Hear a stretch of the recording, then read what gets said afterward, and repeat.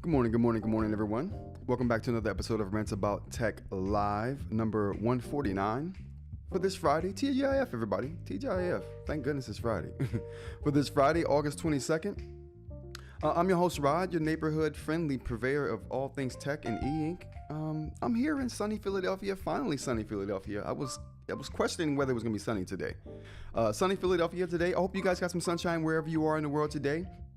I'm here with some of my good friends in the chat, aka the co-host of the show. Oh, my battery's dying on the Metas. I don't know why, but the Meta glasses are just loud all the time. No matter what you do with the volume on your phone, the first thing that pops up is going to be crazy loud. Just be aware of that. How you guys doing out there today? We got a couple good stories to talk about today. We got some eInk topics to go over. I'm going to finish the eNote 2 brightness test that I started yesterday. I'm hoping to finish that up today.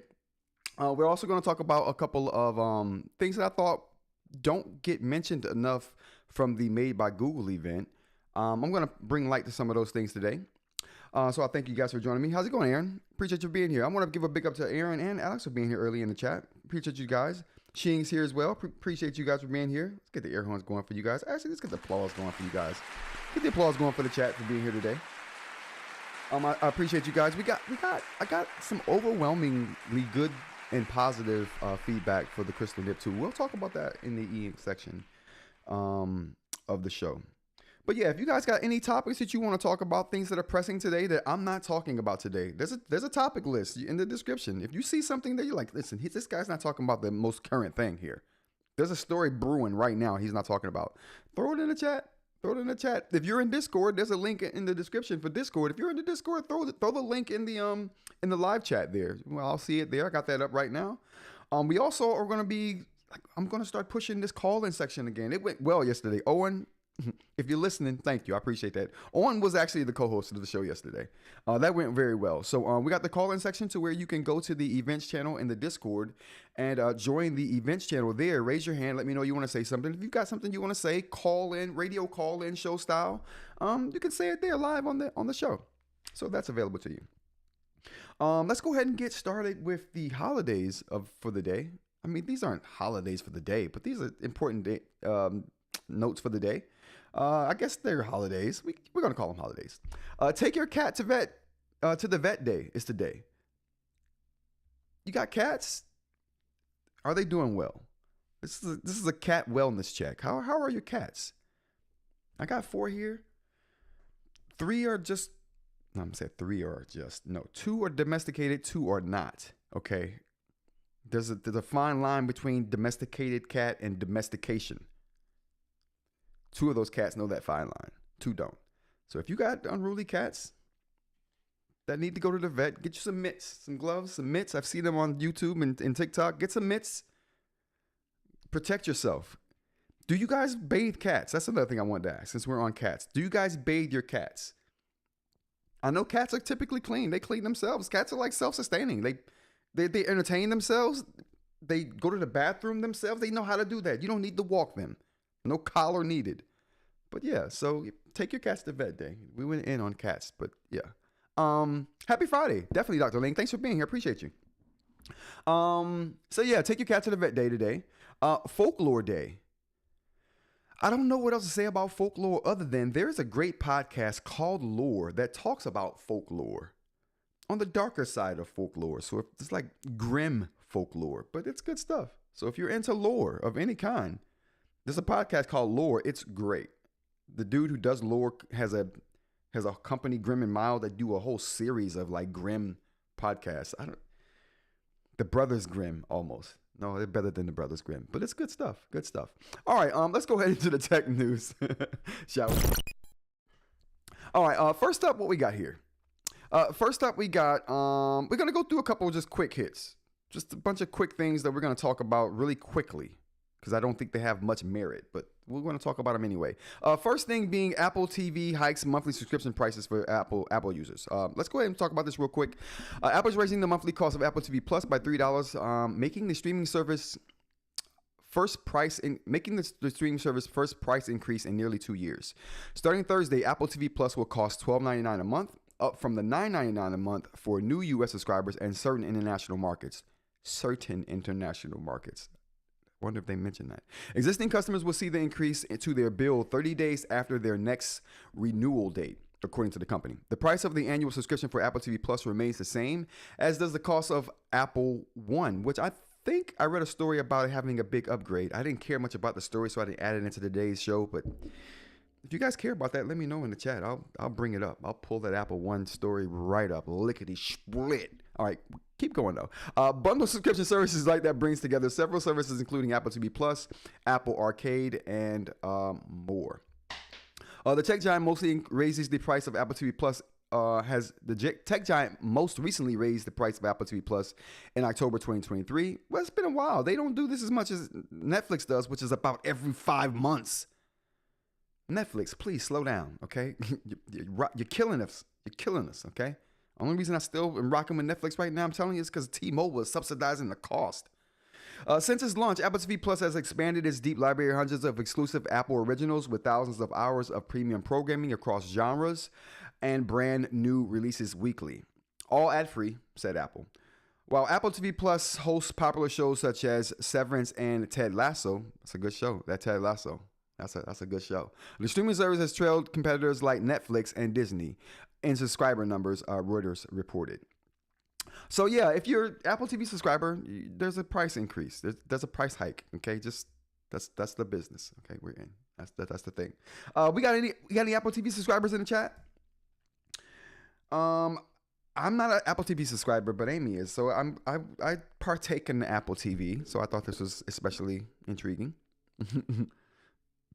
Oh, new Supernote update. Oh snap! I'm about to check out the Supernote update. Not Virus, but Pinstar has an update for the eNote 2 that I downloaded. I'm gonna check that out. We'll check out the Supernote update on Monday's show. I'll make sure I have that. The price rise is worth it. It has some of the best entertainment on TV right now, says Owen.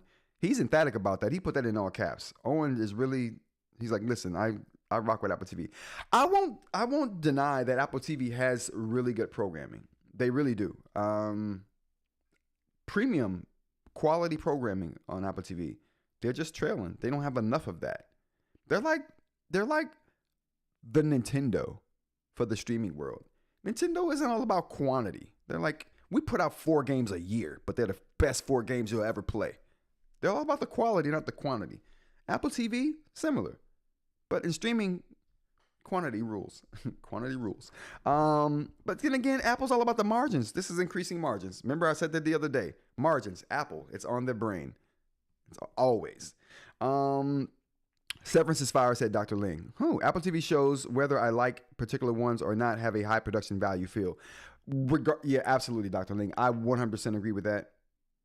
The production value on these shows are incredible. I think Apple takes the same approach that they do with the App Store. I remember back in the day that if your app didn't meet a certain standard, they wouldn't get on the Apple Store. They've got a lot more lax than they were in the beginning. But in the early days of the Apple Store or the App Store, you had to meet criteria. There were requirements above and beyond it working. So, most of the flagship shows, high production values, Ring of Power, Netflix, Squid Games. Well, Netflix has high production shows too, but again, they're far in between. You can throw a rock at Apple TV shows and hit a good show. Netflix, you throw a rock, you might hit 8,000 garbage shows. Okay, first, the second rock might hit a good show, maybe, if you're lucky. Owen, Foundations midway through season 3, brother. Oh, Foundations. What is that about? It sounds familiar. Foundations rules. I hope it comes back soon. I'll have to check that out. Let me put that on my list. Foundations. You guys have got me. You got me taking out my Supernote. You got me taking out my Nomad to write down a note on Foundation. Hold on. Where can I do this? Okay, Foundation. Yeah, I'm gonna check that out. I've been looking for something good to watch. You know what I've been watching? I've been watching the fifth season of Yellowstone. I'm highly disappointed. Okay, I'm not even going to go into it, but Netflix is where most shows go to die. Netflix has so many unfinished shows. They're all about quantity, not really quality. So they're just like, they're ruling by sheer number of, we're throwing everything at the wall. Something will stick. Slow Horses is a great one too. Slow Horses. I like Westerns in my older age. I'm infatuated with the Wild West. Should be a new season of Foundation. Oh, wow, Aaron's on new Foundation too. I think I've been sleeping on Foundation apparently. So let me get my Apple TV game up. All right, let's go ahead and get through some more of these stories here. So these are just some more quick hits. Okay. Oh wow, what did I missed it? Oh boy, I did miss it. Oh, wait. All right, that wasn't the first. That wasn't supposed to be the first story. This was supposed to be the first story right here. But we're getting there. All right, so Apple malware update. So if you guys are using Mac OS, okay, and you haven't updated in the last few days, update today, please. Okay, there was a patch. They patched a 0-day exploit in Mac OS that has to do with picture processing. So you get a picture. You put it on your system, you download it to your system, and in the processing of said picture, your memory gets corrupted in some kind of way. They didn't go into the details here. They didn't go into the details of how your memory gets corrupted. They just says your memory could get corrupted with this malicious 0-day exploit. Patch ASAP is what Apple says. I agree with this. Listen, if you got a Mac, you're using OS 10 or a Mac OS, update today. I'm doing it right after this show. All right, what else we got here? Next we got PayPal. or 15.8 million PayPal accounts at risk after stolen passwords put up for sale. Now, I don't put much stock in this story. I'm saying it just because it's security related, and I want to put this kind of stuff on the show so people can see it when it's happening real time. But this right here doesn't have enough information to validate it. So they even say in this particular story that none of this information has been validated. But the best you can do in this situation, if you use PayPal, just go to your account, make sure everything looks on the up and up, make sure you don't see any malicious transactions. You know what I'm saying? Just do your due diligence with your PayPal account today, just to be on the safe side, just in case this is something. All right. Yeah, please do that. All right, next up we got here Google's first Gemini smart home speaker detailed in a leak. Now, I wasn't even going to put this in the lineup here, but I saw this thing right here during the Made by Google event. I made light of it. I brought it up when I was doing the live stream of the event. I was like, wow, that looks different. I've never seen that before. Is that new? And I couldn't find it on their site. But apparently this is something that Google is making, or in the process of making, and they're going to put that out there. So, yeah, super interesting. Let's go to the chat. What do we got here? Netflix is, should be a new season of Foundations. Slow Horse is a British MI6 show. Oh, so it's spies. I love spies and espionage. All right, let me just say this since we're talking about spies and espionage. Right, I'm going to say a couple of things here. Firstly, I have a hard and fast rule in life. I told Amy of this. If I ever get abducted and someone says, hey, if you want him back, this is like, never negotiate with terrorists, okay? Never. You're never going to get what you want. So why do I say this? I've watched too many espionage shows to believe that you're ever going to get what you want in negotiating. So that's a hard, fast rule of Rod. I don't negotiate with terrorists of any kind, domestic or foreign, okay? No negotiating. I do not negotiate, period. And I don't want nobody around me negotiating. So, chat. Okay, no prisoners. We're not negotiating, okay? I don't use PayPal. I refuse it for years. Well, PayPal, I don't want to use because I don't want to use anything Elon related. I'm going to be honest with you guys. I can't stand Elon. And it has nothing to do with his political stances. It has all to do with he's just a piece of crap. I just don't like the guy. His business practices are exploitive. He just robs inventors of their ideas and calls them his. That's what I don't like. The stealing of the ideas and calling them his. Never giving. You know what? Steve Jobs did that better than anyone. And I love Steve Jobs. So can I really? You know what? Steve Jobs did it with some class. Okay? Steve Jobs did his stealing and copying with class. Elon doesn't do his stealing and copying with any class, which is my problem. If you're gonna be bad, be good at it. Elon's not. Steve Jobs was good at being bad. He was one of the best at it. His political stances speaks to his prosness. Yeah, I mean, so did Edison and Jobs. Well, that's what I just said, Owen. Yeah, I mean, they did the same thing, but Edison and Jobs did it with some class, though. Lots of class. So yeah, Steve Jobs, so true. Yeah, absolutely. Like I said, Steve Jobs did the same thing. Actually, Steve Jobs went so far as to say this was a model. He went on record as saying this was a model he lived by. Good artists copy, great artists steal. So, I mean, Steve Jobs said it himself. You know, he was no dummy. I just reset my PayPal password. It would be prudent to do regardless of how true the story is. Absolutely, The Rock, which is why I put it out there. Actually, if you want to see the link to this story, it's in the description. The story also has links to how you can see the files that were put out there. You can kind of decide for yourself. But yeah, I don't put much credence behind something until it's been verified. But again, verified or not, it's important to know. And it's nothing wrong with going and checking your account out to see if anything's crazy going on. Nothing wrong with that. All right, let's go ahead and get to the next story we got up on the thing here. All right, so our first big story of the day is going to be this story here about Meta. So OpenAI lawyers questioning Meta's role in Elon Musk's $97 billion takeover bid. So this is a complicated story. Just follow me, chat. Okay, just work with me here. All right, we're gonna try to go through the timeline real quick. Now, first thing to know is Elon's was on the board of. Is he still on? I'm not sure if Elon is still on the board of OpenAI, but he was at one point. He was a backer of OpenAI, and he still might be. But the point of the matter is, he's upset with how OpenAI has gone from nonprofit to profit. Now, why does Elon care about it going from nonprofit to profit? Because they're eating his food in the AI department. That's why. Okay? OpenAI is dogging him out in the AI field. His xAI can't compete with OpenAI. He understands and knows that. So he's doing whatever he can do to slow down the progress of OpenAI. So this is what he does. These are things. This is why I say he doesn't steal well. He just there's honor amongst thieves, right? There is some honor amongst thieves. That's not just a saying. It's true. I mean, you're a thief, so I mean, what? But anyway, point being, there's a code. Elon doesn't play by the code. He just steals irregardless of anything. Monkey wrenches for no reason. But yeah, Mike, how's it going? Thanks for joining. Mike says, I'm here, but in my car. Wow, you sound angry. I am angry.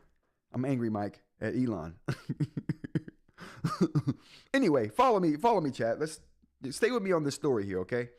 So this whole thing stems from Elon being upset and trying to throw monkey wrenches in OpenAI's progress because he's upset of how much ahead of him they are.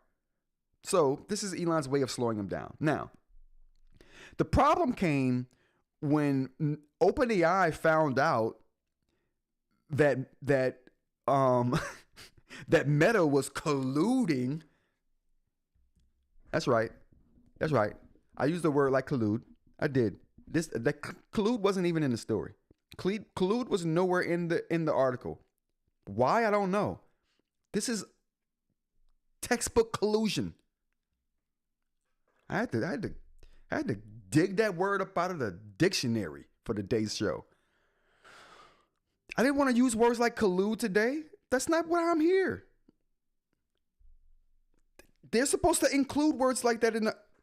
Okay, moving on, chat. Okay, so OpenAI got wind of the collusion going on between Elon and Meta and was like, oh, you don't say. So both of y'all are trying to... Okay, good. Got you. They got their lawyers.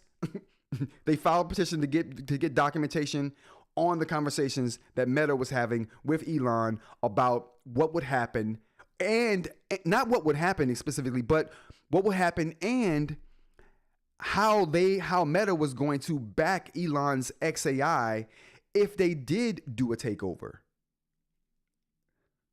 So basically Meta was trying to yeah, cool. You trying to take them down? Good. We got your back. We got your back, Elon. We're good to go over here. Just don't worry about it. How much you need? You need $30 billion? Cool, we got you. I'm sorry. 97 billion? You need $30 trillion? We got you. Okay. So that's the collusion part of this. They're ganging up together to kind of try to topple OpenAI. Now, OpenAI is like, listen, we want the documents that of the correspondence you guys were having during this time. Okay. And that's where we're at in this whole litigation. Now, the problem I have with this, actually, I don't have a problem with this. I don't have a problem with this at all. Let's kind of go over the finer details though. On Thursday, OpenAI filed a lawsuit against Meta for colluding with Elon Musk's xAI. OpenAI lawyers want Meta to produce communications that they believe happened between Meta and Elon about acquiring OpenAI. This alleged conversation, which happened in June, was supposed to be about Meta investing in an xAI-led bid to take over OpenAI during the unsolicited offer made by Elon in February. Are we tracking that? So basically what happened is they're like, Meta and Elon were having conversations in June about what would happen, how it would look if they were to take over OpenAI, and what the investment would look like from Meta to do so. Meta and xAI deny any wrongdoing and say that any documents on OpenAI restructuring aren't relevant to the case. How is it not relevant to the case? Moving on, though. Reuters headline this morning says that the documents prove that there was collusion, but none of the information in that article directly mentions the damning conversation. So, this article that I've read and I'm giving a summary of right now doesn't mention that the conversations actually happened, there is a Reuters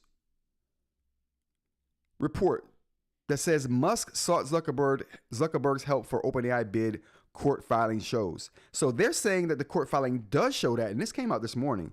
So I'm a little bit confused and conflicted about how this story is going and what the actual facts are, because there's two conflicting stories right now. I don't think Reuters, as reputable as they are, would say this if it wasn't true. And the story that I was summarizing and reading tidbits from, this particular story was yesterday. So not only is the Reuters story more recent, it's from a reputable source. So maybe they did produce documents that showed there's some collusion. Maybe. Super interesting though, but I'm going to keep an eye on this and we'll talk more about this. Let's go to the chat real quick. Looks like I came in on a controversial topic. Not really, Mike. Not really. It's just me being upset. Owen says I'm in voice. Okay. Owen, let me find it out. Oh, Owen, let me go start the stage. 149. Perfect. All right, Owen, here we go. So let me put my headphones on. And before I start a new story, we're going to get Owen's take on some of the stuff that we talked about today. We're going to see what he's got to say here. One moment though, Owen. All right. So, Owen, if you're there, we're good to go. Or maybe Owen's not there yet. Oh, there he is. Can you hear me, Owen? There we go. Okay. Can you hear me? All right, let me make sure my headphones are good to go here, Owen, so I can hear you. And we're good. I can hear you now. All right, how's it going? Good morning. Morning. How are you? Good, man. Good, man. So what you got on your mind? I'm confused about Elon. Like, he was one of those people that I used to find, what's the word I want here? Mm-hmm. Amusing, because of the way that he used to agitate markets.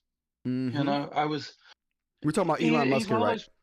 Yeah. I mean, we're fairly clear. I mean, he's always been an asshole.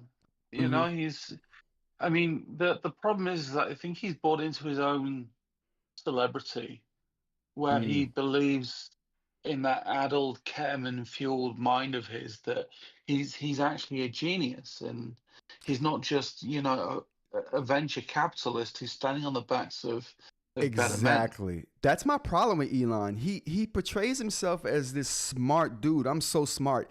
And not only that, it upsets me to hear other people be like, oh, Elon's, or not even other people, because anybody with any sense knows that Elon's not a very smart person. But I'm talking about the mainstream media doesn't know this, and they're like, oh, Elon's a genius. No, he's not. But this is the problem. I mean, this is where it gets mixed up with politics, because if you take the Trump side out of things, you get people on the left or the right who are, how do I put this gently and without sounding elitist, not educated.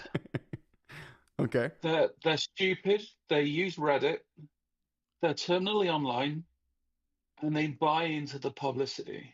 Mm-hmm. And who are we speaking about here? We're talking about people in their perception of Elon. You know, Okay. He's been elevated by both sides. You know,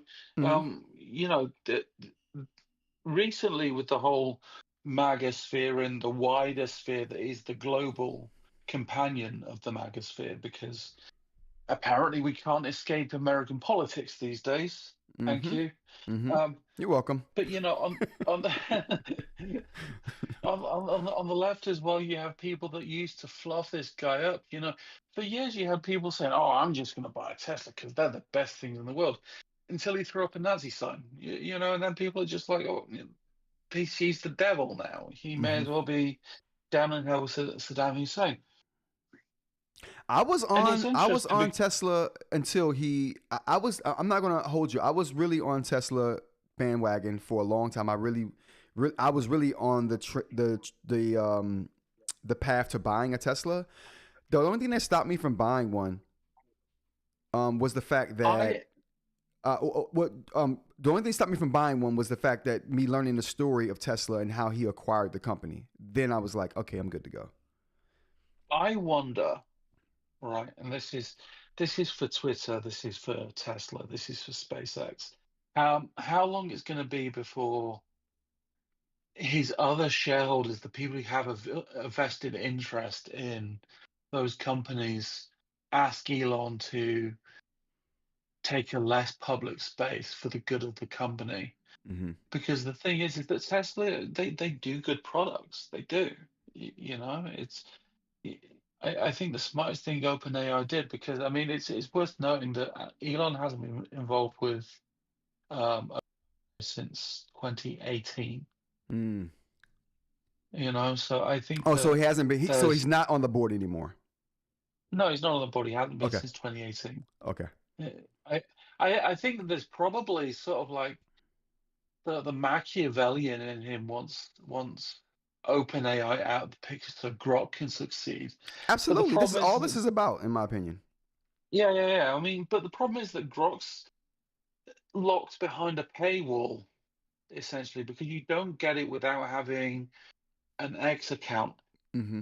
And I am not going onto that platform. I value my soul and my asshole too much. I didn't know that I, it was. I mean, I've never had the inclination to use Grok because there's just so many good options out there. But I didn't know it was behind the X paywall. So you got to be what it's is it, X I Blue or mean, something like that subscriber? yeah, I mean, you have a free tier, but it doesn't really sort of like give you much. It's like it's only when you invest, very much like ChatGPT and Claude and Perplexity and everything. You know, it's only Mm-hmm. when you start paying for the tiers that Mm-hmm. you get the features that are really valuable that sort of give a value add. You Yeah. know, Yeah. Mm-hmm.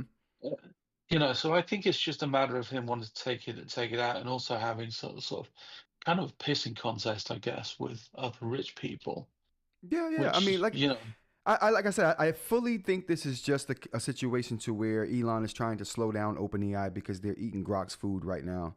And he sees it, he sees the writing on the wall, and this is his way of doing things, right? And this is how, I mean, him being vocal about OpenAI is what got him into this problem in the first place with the lawsuit being filed against him, in court. So it's like I don't understand why this is his recourse every single time he sees somebody as a threat. Speaking about AI and people eating people's food, I was talking to a friend who works for another company the other day, like yesterday. Mm-hmm. He's under the impression that Apple's been actively integrating Claude into Siri for about 8 months now. Claude, okay. So you Which spoke to tells someone me that that knows. I've been, yeah, it's, I spoke to someone who knows a little bit more about the Apple side of things than I do. Mm-hmm. And he's under the impression they've been actively looking at integrating Claude with Siri for about 8 months now, which would So line this, up with yeah, which we were would talking line up about with this the other day. which would line up with what Federighi was saying during Dub Dub. Mm. Um, Which was, you know, when he was saying we've been looking at options, but we don't think it's going to be ready before I 2026. see. Yeah, yeah, I yeah. think that I think that it's going to be plausible that you're going to see some deeper integration with ChatGPT for about the next 18 months. And Hmm. during that, they're gonna be looking at buying Anthropic because they What? wouldn't look at that level of deep integration with Apple Wallet and things like that unless they were seriously looking at integrating those systems into their systems. Absolutely. Because that's a deep rewrite, you know. Anyway, um, Well, I think that's go ahead. interesting, especially since it aligns with kind of what we were talking about the other day Yeah, with Claude May being an Apple acquisition. yeah. So I yeah. think that it's kind of it's the way the world is moving, because this is what we were saying yesterday. It's like, whether you like it or not, whether you jealously protect your privacy. Mm-hmm. That's really what people like Elon and what's his name, Facebook guy, the Android, Zuckerberg. Zuckerberg, Mm-hmm. suck the cock. Yeah. Um, it what they're really interested in is the data, the control over your metrics. Yeah. Well, I So mean, it's like, the data is always the bottom line. That's what they're selling. So yeah. yeah. I think you've got to make peace of the fact that your privacy is going to be invaded by the government and by these companies, We're going to be whether you having like it this or not. conversation until the cows come home, because that's Yeah. the crux of all of this, is giving up your privacy. Or why am I saying privacy like you Owen? Privacy. Mhm. I ain't from the UK. Why privacy? Just accept the English language. It loves you, my friend.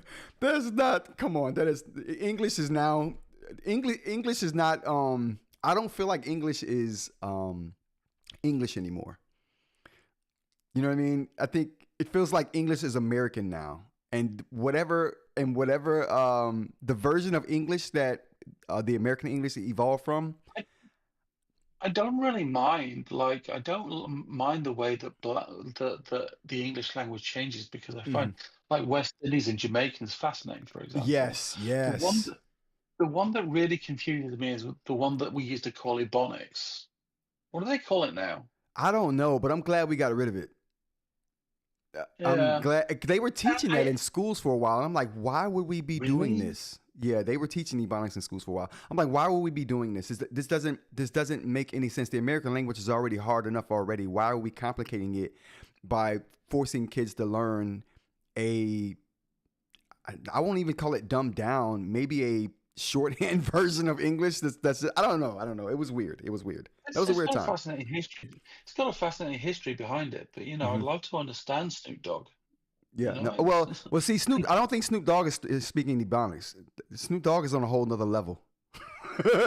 Speaking of Snoop Dogg, I want to nominate Snoop Dogg as being America's uncle. I want to nominate Snoop Dogg for America's uncle. I thought that was Flavor Flav. What? No, Flavor Flav cannot represent America, man. We can't have people. We can't have Flavor Flav representing America. No, absolutely. Why? Not. Because first of all, Flavor Flav is too ratchet. Flavor Flav's ratchetness is on a whole nother hood level. Like, Snoop's hood, but Snoop ain't ratchet. Listen, Snoop got friends like Martha Stewart. Flavor Flav ain't got friends like Martha Stewart. Come on now, that's a whole nother level. Snoop's been pussy whipped. That's his problem. Oh my God. Okay, God. Now we gotta go. All right, Owen, I'll be back on. We'll check in on Owen in a second. All right. So let's get back to this to these news stories here before Owen gets me in trouble. All right. Masimo suing customers over Apple Watches. Let's hit that up. Owen, you gonna hang around for a little bit? Okay, cool. All right, so let's go ahead and get to the story with Masimo being going over. Why is my assistant? That's how garbage the assistant is. It's just interrupting me while I'm trying to do a show. Come on. All right, so Masimo. We talked about this a little while back. Can we get to the story? There we go. We talked about this earlier in the week. So for those who don't know, and let me catch you guys up, Masimo is a company they're a medical company that does sensors, medical sensors like blood oxygen, heart rate sensors, things like that. Apple contacted this company to put a blood oxygen sensor in their Apple Watches. That deal fell through. Apple said, who cares? We're just going to start hiring your talent away and grab your intellectual property that way. So we don't need to do a deal with you, dumb Masimo. And they did that. They started hiring away people. Masimo got mad, sued them. And so now we're in this battle for the Apple Watch having a blood oxygen sensor in it that they're not allowed to use because it infringes on Masimo's patents. Okay, that's where we are in this story. Now, early in the week, I was like, oh, Masimo is allowed, or Apple has been allowed to start selling the Apple Watch Series 9 and the Ultra 2 with the Masimo blood oxygen sensor in it. I was like, oh, Apple won. No. They didn't even tell Masimo about the situation. So what happened is the customs agency, let's call these guys out here. The U.S. Customs and Border Protection Agency reversed a ruling that banned the import of Apple Watches with Masimo tech in them. So basically, they reversed the ruling. Initially, they were like, no, Apple can't sell these watches. They can't even import these watches to be sold. They can't sell them domestically with this heart rate sensor in them. So that was overturned earlier in the week. Apple was allowed to start selling them. Masimo wasn't notified of this change, and they weren't given time to put up a fight against the change. So now they're suing the Customs and Border Protection Agency because of them reversing the decision to stop the imports and the sale of these Apple Watches with the Masimo tech inside them. So they are seeking a temporary restraining order and preliminary injunction to prevent the new ruling that allows Apple to restore blood oxygen features and reinstate the original ruling that determined Apple could only import watches to the U.S. if the infringing patent tech had been completely disabled. And it hasn't. Oh, what we got? Yeah. Why is my watch, which is an Apple Watch, Series 10, able to use that same blood oxygen meter? It's able to use it because they changed it in the 10. Oh, really? Yeah, they changed the functionality in the 10. This may not hold though. They didn't this go ahead. So it's not an EU ruling? Like, I mean, why? I mean, even so, why is it still allowing it over here but not in the States? Because they're allowing it because they changed it. So it's two things going on here. So the subsequent watches after the 9 changed the sensor functionality that they were using. So that way it didn't infringe on the patent anymore. The Ultra 2 and the 9 series watches, they still have the sensor in them working exactly the same way that it worked obviously when the beginning of this problem happened. So that heart rate sensor and how it works is what Masimo has a problem with. The subsequent newer watches, these things work differently, and so that's not a problem. Right. And secondly, the 9 series watches also were pushed an update that pushed the processing and the visibility of the functionality of that sensor to the phone. So you can't view that functionality on the watch anymore. You can view it on the phone. Now that change was supposed to placate this whole problem and circumvent the whole problem, but it didn't. Masimo still had a problem with it. And from their perspective, it still works the same. Them changing it from being visible on the watch to just being visible on the phone, to them doesn't change the underlying functionality and technology that they're using to get that information. And they're right. Apple made a miscalculation in this. So that's where we stand right now. Do you use the oxygen blood sensor? Oh yeah, all the time. Okay. Can you view the information on the watch with your 10? Yes.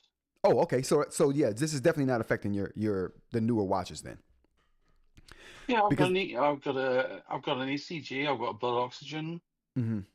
I've got an heart rate monitor, everything. I mean, like it's like I'm looking at it now. It's just like it's copacetic, you know. Yeah.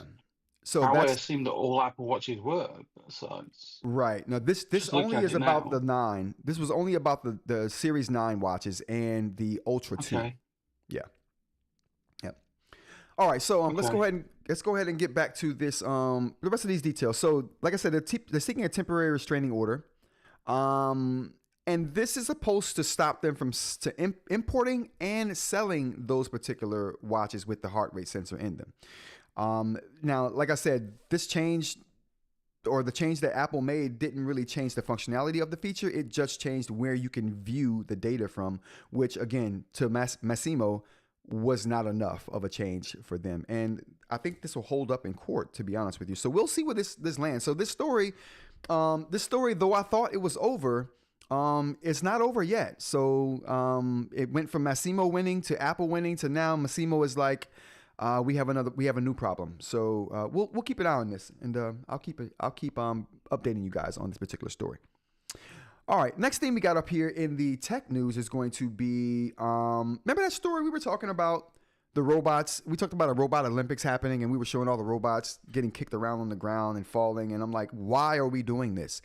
Turns out this was a competition between a bunch of companies. And I even said Unitree robots would kill in this competition. These robots look amateurish compared to what Unitree does. I was mistaken because Unitree had robots in that competition. This was a competition of all the robotics makers in that region. They were all bringing their best robots and technology forward to compete against other companies. So that's what this was. This was companies competing against other companies in particular sports to see how their robotics held up against the competition. So anyway, Unitree ended up, and I mentioned Unitree during that story, Unitree ended up taking the most amount of medals and got the most amount of gold medals in that particular event. And if for those who don't know, I've been following Unitree for about a year now. When I saw this like robot like do like kung fu, and then this dog with they had a dog robot, but the dog robot has wheels, so it can do things that like regular things with just feet can't do, and move at speeds that regular things with just feet can't do. It was mind blowing. Okay, so I've been on the Unitree bandwagon ever since then, and they're killing it. This is just more evidence of how much or how far Unitree is ahead of the competition when it comes to robotics. Yeah, super interesting, but I like it. Listen.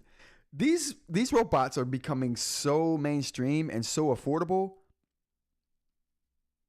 Listen, let them get good enough to where they can hold my camera for me and record me one-wheeling. I'm buying a robot. I'm just maybe. If they get to that point, listen, I might have to buy one. All right, and lastly we got here, it's probably the biggest story to me, but it's the last story. Let's go to the chat before we actually get to the story right here. The Rock says, probably because Flav might be nuts. Flav is nuts, The Rock. Alex says, just updated my Manta with some cool new features. No spoilers. Oh, Alex, we'll be going over that Monday. I haven't updated my Manta yet, but I will be updating it today after the show. I'll dive in and play around with it, and then we can all have some fun talking about it on Monday. Don't spoil it for me, Alex. Don't you spoil it for me. We got Dr. Lean says, it's okay. ICE and the border got a ton of our tax money anyway. Yeah. What do we got here? The last story. Let's go ahead and jump into it. So the last story we got here is going to be about repairability. Now, I think this is important. I think this is very cool and important.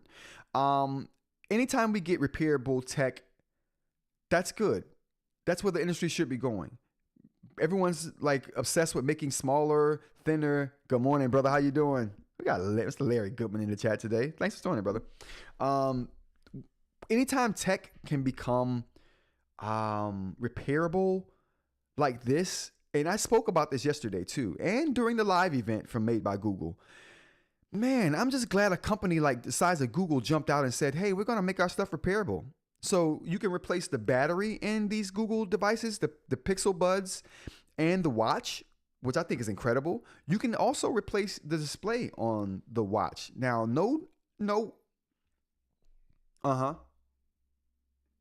He was saying, passed down new mandates saying that batteries had to be easily replaceable by the consumer, which is a key word.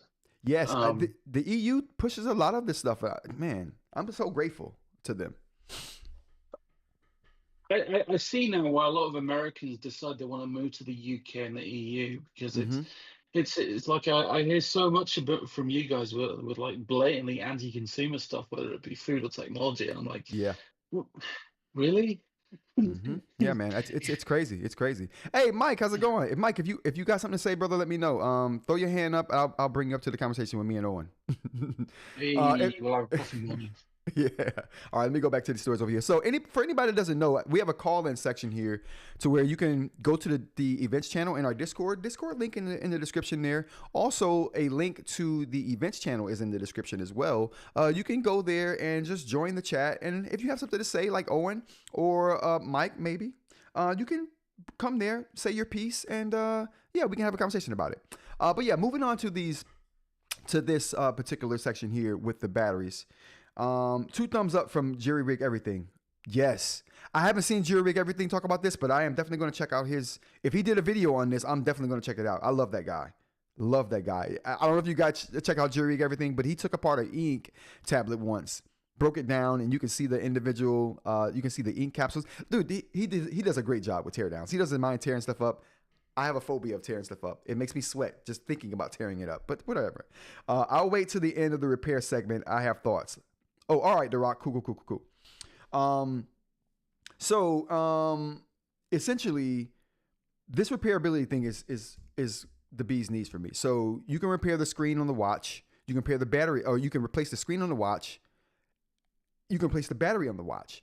They're going to have kits for you to do this. They're going to supply replaceable screen replacements and battery replacements for 5 years after the device launches. So you'll have 5 years of repairability of your device, being able to just single-handedly buy these parts from Google and replace your own phone just using a regular Torx screwdriver.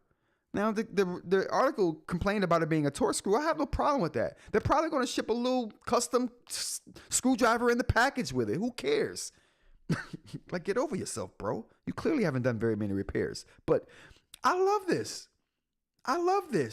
Like, I still have my Pixel Buds from 5 years ago. The only problem with them, I've dropped these things on trails. I've dropped them on concretes. I was hit with a car once on my one wheel. Phone goes flying. Headphone case goes flying. Big gouge in my headphone case. But guess what? It still works 5 years later. No problems. I want to say I dunked these things in the Atlantic Ocean once. Like, survived. So anyway, Pixel Buds to me are awesome. If I could just replace the battery in the ones I'd never replace them until I lose them or break them. That's the only thing I can see going out on those is the battery, because the battery doesn't last as long as it used to, but it still works and I still use them. I love that. What do we got here? I'll wait to the end. What do they consider new Pixel devices? The new Pixel devices, meaning the ones that came out yesterday, or on the 20th. So the Pixel 10. This is just on the new Pixel devices, the ones that just came out on the 20th. The new Pixel 10 devices. The new Pixel 2 Pro Buds. The ones with actually those are the 2A. The 2 Pro Buds aren't different. They have a new software update, but the two Pro Buds are the same ones that were released a couple years ago. So you can't repair those. But these 2A ones are repairable. Moving forward, all the Pixel Buds are going to be repairable. And the Pixel Watch 4 is going to be repairable. So those are the ones that's repairable there, brother. All right. I think that's awesome. Let's go over the details I wrote down here with this. Did I write down details? I did. You can replace the batteries on the Pixel Buds 2A case and the Pixel Watch 4, with the latter having a replaceable screen as well. Google promises to sell replacements up through 5 years after the end of life of the Pixel Buds 2A and the Pixel Watch 4. No word on availability or cost yet, but they will sell replacement parts 5 years after the device launches. So we don't know when these parts will be available. They just say soon, but or for what price. It reminds me of Supernote. iFixit now. And they've got pieces for everything. Go back to like the Pixel 4a, the Pixel Watch. Whoa. The Pixel Buds A series, so the ones that you use. The Pixel Buds Pro, like they've got. So I wonder where those parts are coming from. Are they OEM? Because I know iFixit gets OEM parts from China. They don't necessarily come from the manufacturer. But I think that you'll probably find that. I think that you'll probably find that Google probably keep costs down by not having so many exotic components in the way that Apple does. Oh yeah. So that if maybe off the shelf parts, they could they can probably source third-party components from places like Shenzhen quite easily. Yeah.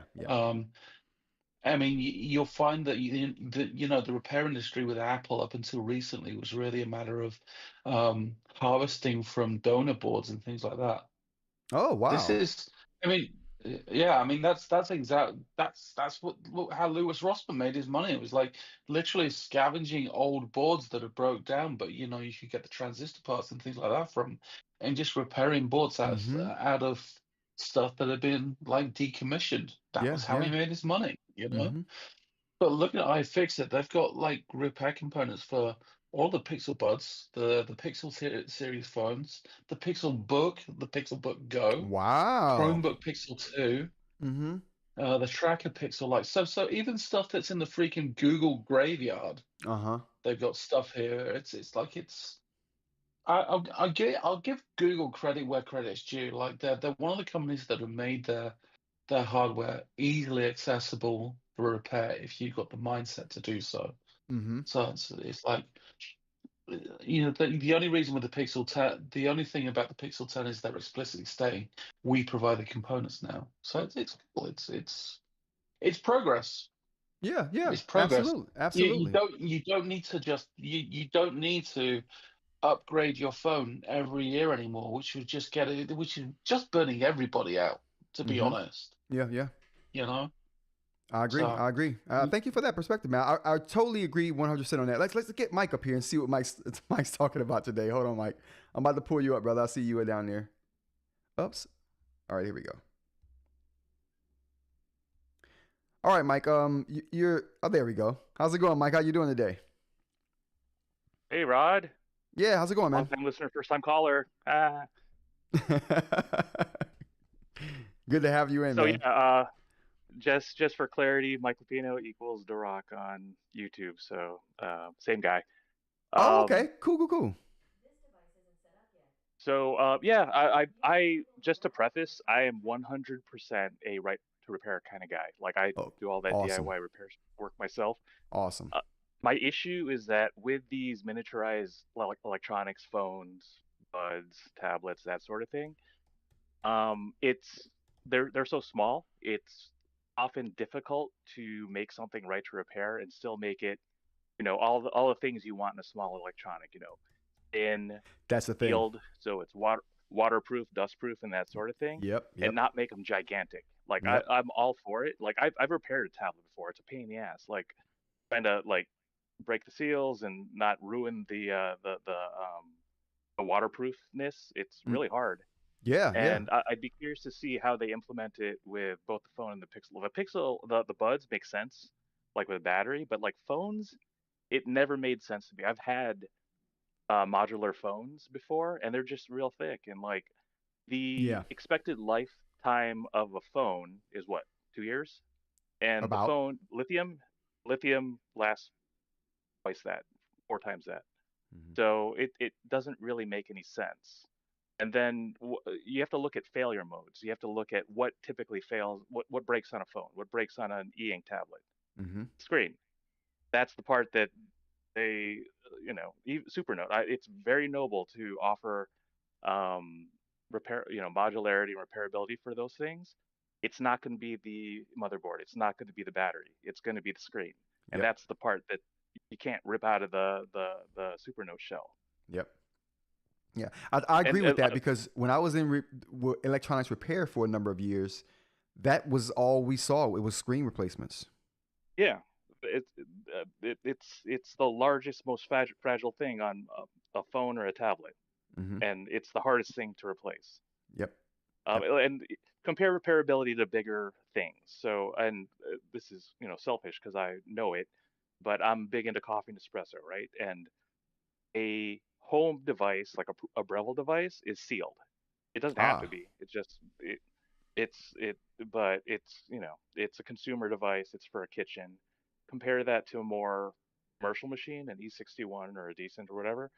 It's got case screws, it's got torque screws all over the place. You can replace Hmm. every single part in there. It's Yep. awesome. Yeah. But to do that on a miniaturized device where everything is on a single board and everything is kind of all soldered in and expected to be like 3 millimeters thick, That's a feat. Yeah. very hard to do.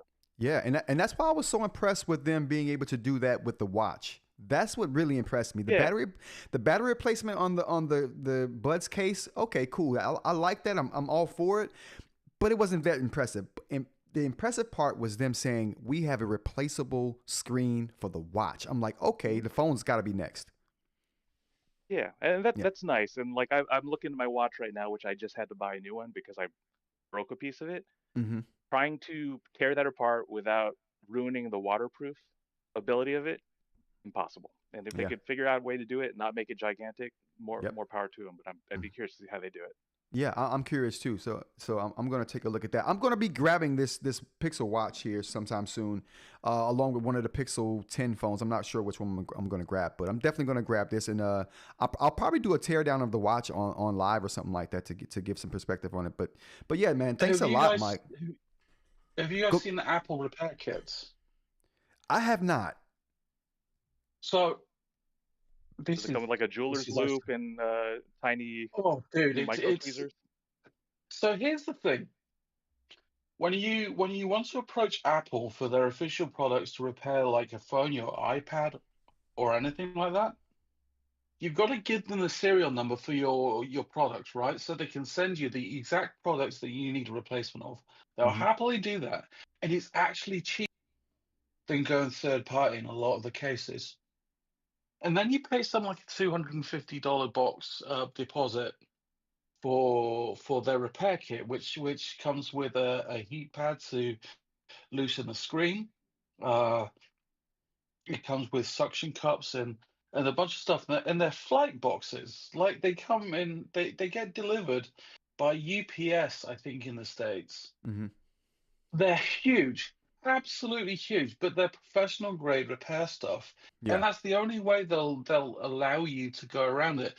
Like the other option is that if you go through a vendor who has experience with repairing products, like, you know, if The Rock's like set up a business like repairing things like that and had his own gear, you can buy your own gear from them. Yeah. But they rent out because it's a deposit. Wait, let me understand. So the box they send you is a rental. Yes. Wow. And you have to put a $200 deposit down for that rental that you get back when you send that rental repair kit back. Yes. Gotcha. Yes. And I'm wondering whether Google will be doing something like that. That's very interesting. I don't think Google is going to. Man, I was going to say I don't think Google will send out a repair kit that you're going to pay a deposit on. But man, although I don't like the idea, I love the fact that you're getting professional tools to do the job right. You know what I mean? There's some value in that.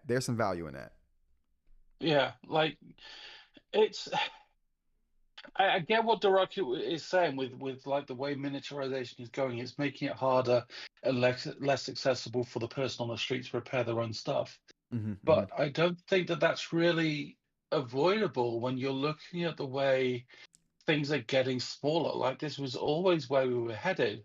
I think that the way around it in the future is that they're probably going to make components more modular so that they can be easily replaced.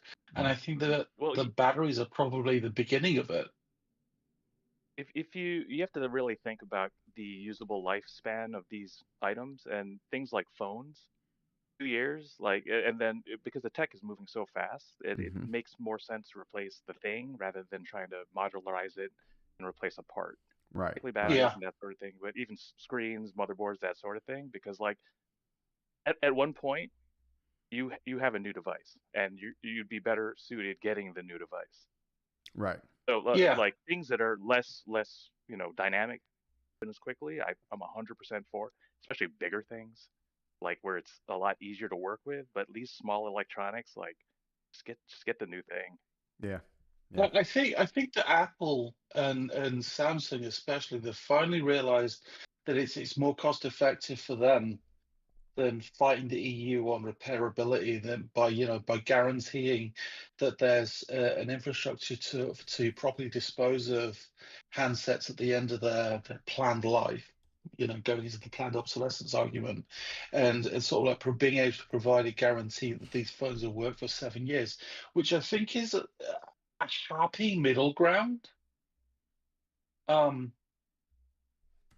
I think I'm okay with that because that encourages people to not upgrade yearly. you know. Right. So Well, like oh, no, go go ahead. ahead, Owen.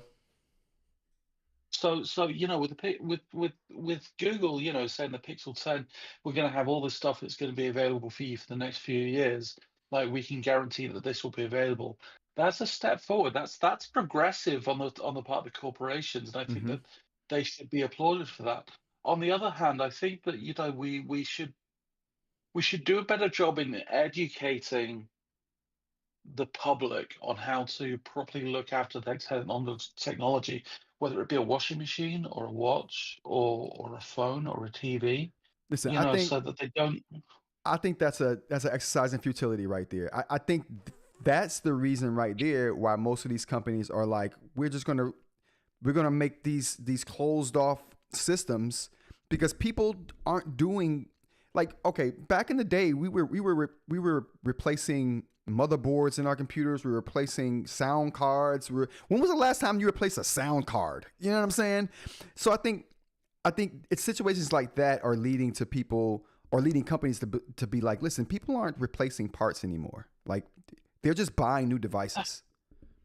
That's so dangerous though, because that's nurturing an attitude within society to just say, just make it work, make it so I can just press this button.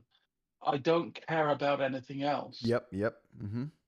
Yep. You know, that's encouraging technological ignorance.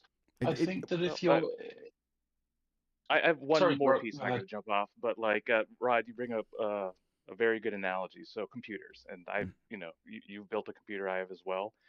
If you replace any piece in there, typically, let's say it's going to be the processor, the GPU, or the motherboard, you're going to have to Mm-hmm. replace all three because things are Yep. moving so quickly Yep. that if you replace a processor, your old motherboard will not support it. You don't know what the CPU compatibility won't is. Yep. Yeah, so I mean, like it's there, you're able to do it, but because Mm-hmm. of how quickly things move, Exactly. you're going to have to replace pretty much the whole computer. And I I think Right? I don't that's got to jump off. why entirely. things fell apart too. And I'm I, not to hold you, Mike. don't- I know you got to get out of here, but that's the thing that holds this thing from moving forward is that fact that you just brought up, Mike. I mean, it's inescapable at this point. Yeah. All right, guys. Good All right, talking take to you. care, Mike. Bye. I'm not sure I entirely agree with that because, for example, like I just got my mother a PC out of my old AM3 components, which are over a decade old now. But the Ryzen 9 3900 XT that I had in that PC at the time is still more than sufficient for what she needs. The Mm-hmm. 2080 Ti that I put in a PC is more than a decade old. You know, PC by their design are designed to be maintainable. Well, see, that's the It thing, though. I agree with you on the fact that that's the way it works, only because those components are older, and during that time when those were top of the line, things weren't moving as fast. You know what I'm saying? I yeah. think, yeah. I think that you know all credit to AMD though with their platforms like AM3 to AM4 was about 5 to 6 years. AM4 has been sort of at the same distance of time. AM5 again will be a good 5 to 6 years. That'll be an entire generation. They're only going to be phasing out AM5 when they get to I like that. the next Ryzen 7 platform, as opposed to Which Intel, who seem to do it with every iteration of their chipset, they're changing the which is sockets. part of the Yeah, reason why, which is part of the right why they're losing so much money, because it's yeah. not economical to upgrade them They when don't you need to, understand that. because Yeah. exactly, you're throwing the baby out with the bathwater with Intel, Yep. whereas with AMD you can upgrade like one component, and Your that's the processor. ethos that should be. Yeah. Yeah. Like Absolutely. Yeah, I agree. I Let like me. it. Sorry, I'm going to go back to mute. Okay. All right. Well, I'm gonna go ahead and finish up these stories real quick, but jump in if you have anything to say, Owen. Absolutely. Yeah, I will do. All right. All right. So jumping back to these stories real quick, you guys. Man, I really do appreciate the conversation, the engagement. Thank you for The Rock, aka Mike, for jumping in and joining the conversation between me and Owen. It does add some value to the conversation and add some value to the show too. So I really appreciate you guys jumping in and doing that. I love it. All right. So finishing up that conversation, though, we were talking about repairability, and we were talking about the repairability of the Pixel products, but it kind of bled out and over into a larger repairability conversation that was really good. I think some really good points are being made really good strides are being made in the repairability argument, because I don't know if you guys know this, but there's a repairability battle being fought in the tech industry right now, with right to repair becoming a bigger and bigger movement as the years go on. A lot of companies are toppling and caving to the pressure of this repairability coalition, if you will. Deere, company that was adamantly against allowing its the people who purchase their tractors and their instruments and machines to repair them, they're caving to the pressure, adding repairability and adding ways to repair their equipment. One Wheels, the company that I love to use their products. They make the Future Motion makes the One Wheel. Future Motion did not allow people to repair their machines for almost a decade.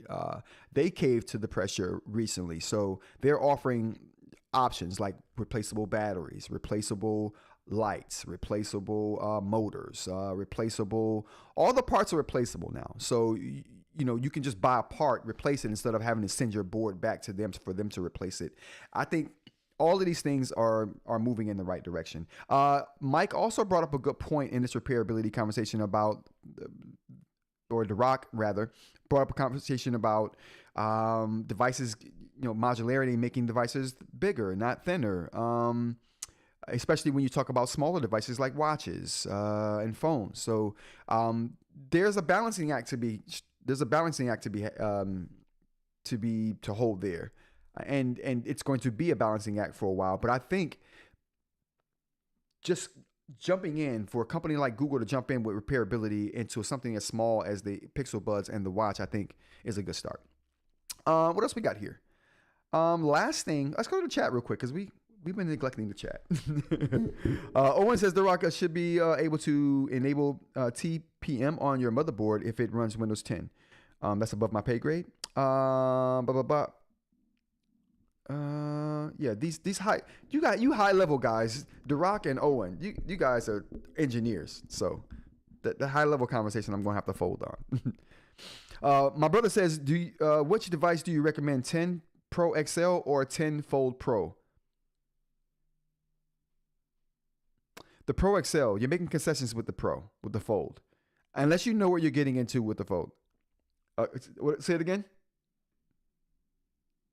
Oh, I thought an orange one is coming. You said you recommend the iPhone.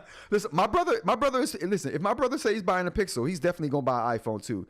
My brother is someone who buys both platforms when they come out, so he's gonna be on both. But I guarantee, but I would, knowing you, brother, though, I would pick the Pixel XL.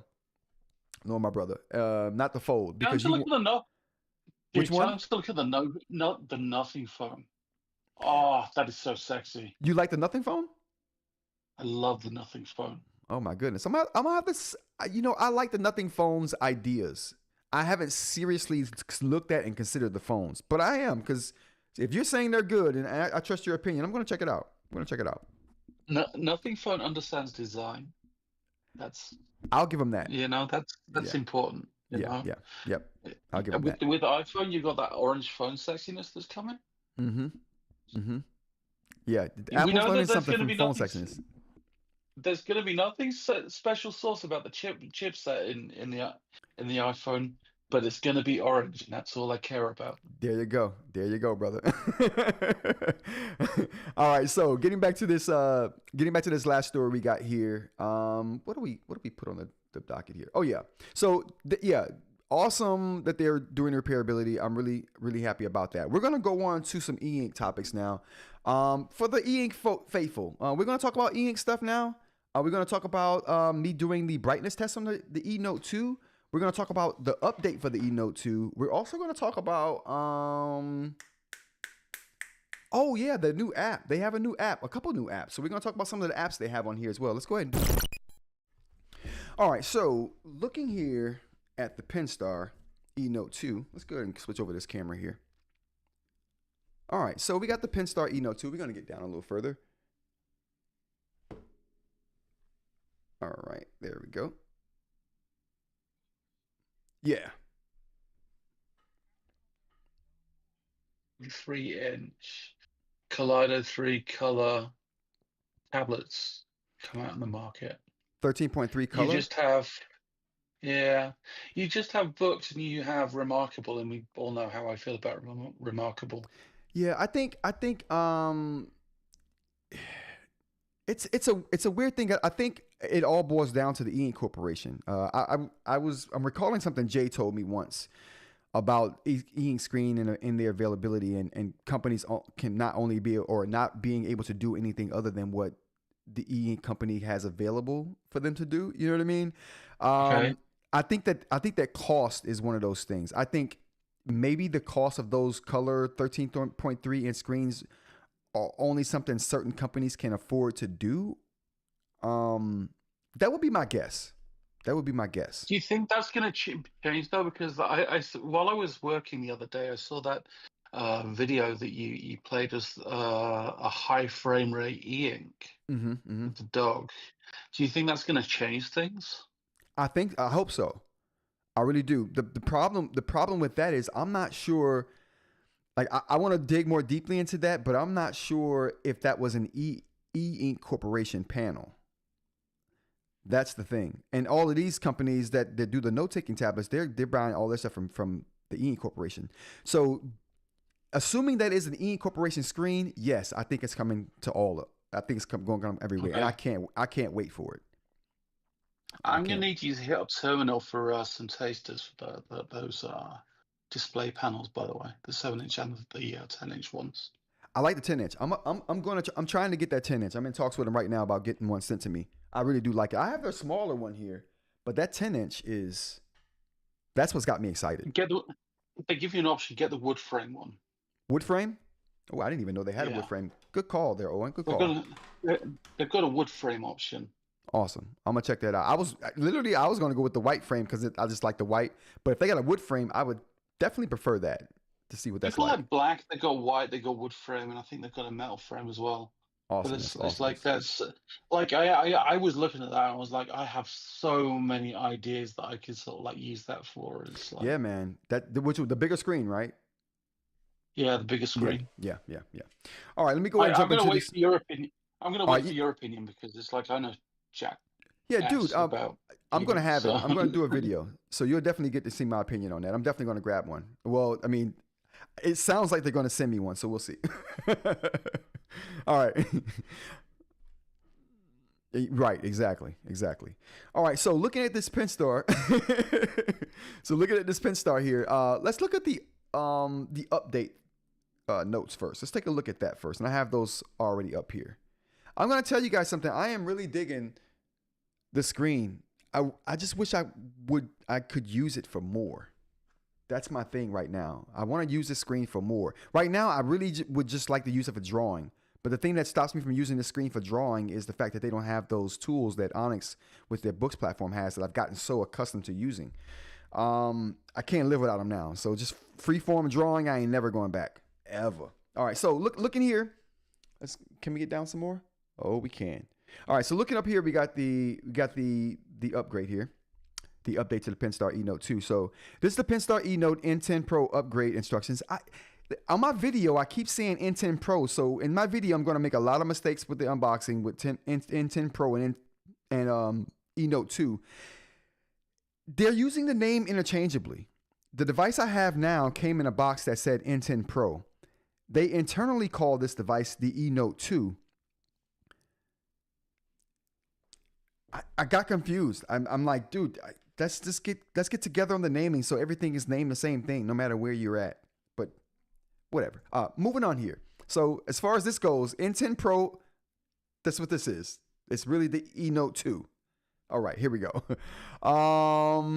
This is software version 1.00.17. And these are the updates. So handwritten notes. We got brush calligraphy pen is upgraded to dip pen. So they just changed the name of the calligraphy pen to dip pen. It's still garbage. Add support for setting multiple directory entries in the same note page function. I like that. Add an indicator for unsynced notes. I like that. So if your notes aren't synced, it lets you know. Add the speech transcription app, which I've tried and works really good. We're going to do a demo of that pretty soon. Supporting transcription in multiple languages and the generation of meeting minutes, which I use, works really well. Add the function to view and purchase speech transcription time packages in my account. I don't like that fact. So to use this speech transcription service, you got to buy time, and that is caca. I don't like it. Add the more apps section, allowing users to download apps like OneDrive, Kindle, and OneNote. I use that. That works absolutely great. They have a minimal app store full of a small group of curated apps that you can download to the device. Add the gallery app. I haven't checked that out, so we're going to take a look at that. Fix an issue in the browser where downloading tasks could not be deleted. Fix an issue where keyboard layouts were occasionally not saved in the input method. They also optimized the system UI and adjusted some text. So, yeah. My top-down camera is not as fabulous as it usually is today. I don't know what's going on. It usually looks way more fabulous than this, but we're going to make it do what it do today. All right. So let's go ahead and go out of here into the notes here. All right. We're going to go ahead into the notes. Actually, we're not going to go into the notes. We're going to go into the apps. Actually, no, we're going to go into the notes. We're going to go into the notes. We're going to look at that new calligraphy tool real quick. So we're going to pick the pen. And as you can see here, it doesn't say calligraphy anymore. It just says pencil, ballpoint, brush, pen, and dip pen and marker. So dip pen is effectively the calligraphy pen now. Let's see if it actually writes any differently.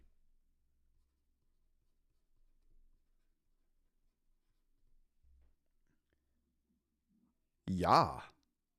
Yes, it does write differently. And I like it. I've never liked their calligraphy pen, but this I like. I like this a lot. Okay, all right. So yeah, I'm digging it. They improved the calligraphy pen. They changed the name and improved it. Oh boy. Perfect. So they changed the name and improved it. I really do like that. So let's go on to the next thing we got here. Actually, let me look at my notes. What do we got? What do we got in the notes, chat? Oh, if you guys have anything you want to know about this particular item, let me know in the chat there. I do have that open. So Amir, which stylus do you recommend with the Vi Woods? Oh boy. But let's pause that. I love big screens. I invented the term phablet when we made calls on the Nexus 7. What is it again? What'd you say, Owen? How heavy-handed are you being there? Like, you look like you're stabbing the screen, like applying real force to get a response. Oh, no. Let me go over that again and show you what that looks like. So Owen was basically asking me how hard am I pressing on the screen? Not hard at all. So that's the way I write. I write really hard and I hold the pen with a deft grip. That's just how I do things. But writing, yeah, that's just how I write. I'm just hard on stuff like that. So I don't have to write hard. So I'm gonna just glide. So I'm just gonna hold the pen here and glide it across the screen. And you can see it's writing really fine lines. One of the reasons I want to use this device for drawing is because of its increased sensitivity. So this pen has more sensitivity in it than your normal Wacom pen, double what normal Wacom pens have. That leads to you being able to do some really nice lines when you're drawing, really nice feathering, really nice dark lines. The graduation from thin line to dark line with the eNote is phenomenal. I mean, I love it. I mean, no other device transitions that well. Like I've not come across any device that transitions that well. They do a really good job. So whereas I talked a bunch about this pen doesn't add any benefits with this particular screen, it didn't offer any benefits on the eNote 1, But this particular screen tech, I think they have more points of contact for this particular screen. And it's an updated screen, so it's a better screen than what's in the one. I think that it interprets what the pen's doing better. And now it makes this pen that I didn't think had any value at all because of the increased sensitivity. I'm thinking that because of the new display tech, that sensitivity of this pen is coming into play now. Where it didn't matter with the one, it certainly matters with the eNote 2. All right, so the tablet weighs, let's find out. Owen says how much the tablet weigh. Let's check it out. I think it weighs the same as the old eNote, but where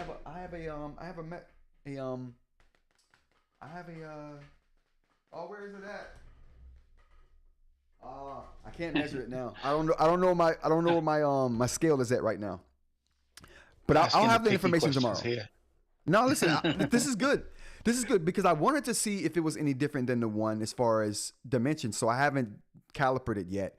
But when I do the calipering, I'll also weigh it to see if it weighs any different. Because I'm telling you right now, they don't have a detail page for this device. There is no page for it. And Amazon has very minimum. Yet I know I complained about this yesterday and the day before. The launch should have gone off a little better than what it did. I didn't have an indication of when it was actually launching. They told me the day, but when the day came, there was no fanfare. They didn't have a site up. I was confused. So there is no detail site. So what I'm going to do is I'm going to caliper this, weigh it, put all the details I can get from this device. What I'll do is I'll make an article. I'll be their detail site if they're not going to make one. All right. Or magnesium, or the body is it feels like it's well, if it's like the eNote 1 was magnesium. Oh, nice. I don't know what this one is though, because they got a brushed metal back to this particular device. So I'm not sure. So it could be a different material. Yeah, like I said, no detail site, so I'm not sure. I'll ask though. I'll put a list together and send an email. Maybe they'll give me a rundown of all these details in an email. But yeah, definitely. If they give you a comparison between that and the eNote 1, there's some aesthetic choice I don't understand why they make, like the slopes on the sides. Surely that's going to be make it weird to hold, you know? Yeah, it's really. I will say this. I do like it. To me, this is just like the Manta. I crap you not. This is just like the Manta. The Manta has this flat side right here on one side, and then it has this not curved but angled side too, to where it's more narrow. So it's just like the Manta in that case. It just doesn't have those two plugs like the Manta has on top. But other than that, it's designed exactly like the Manta. Yep. How do you hold it naturally when you're reading? I'm right-handed, but I hold it with my left hand like this. So when I'm using the eNote, I hold it with this hand right here. Although I'm right-handed, I write with the right hand. Are you left-handed, Owen? No. I'm just you're right-handed, but you hold it like you're left-handed. That's like. See, for me, I would hold it with the buttons in my right hand. Oh, naturally, like this right here. Okay. You can do that. You can set the orientation to be different too, so that's an option. Is the video reversed? So you're actually holding with your right hand at the moment. So the video is not. So this is my left hand, and this is the left side of the device right here, and this is my right side of the device. So I would hold it with my left hand and write with my right. See, I'd hold the buttons in my right hand so that I can actually flip between those different buttons, you know, and do what I need to do with that. So the sloped aspects of the back of the tablet wouldn't factor into it too much for me. No, but I don't understand why they do that as a design choice. I don't understand it either. No,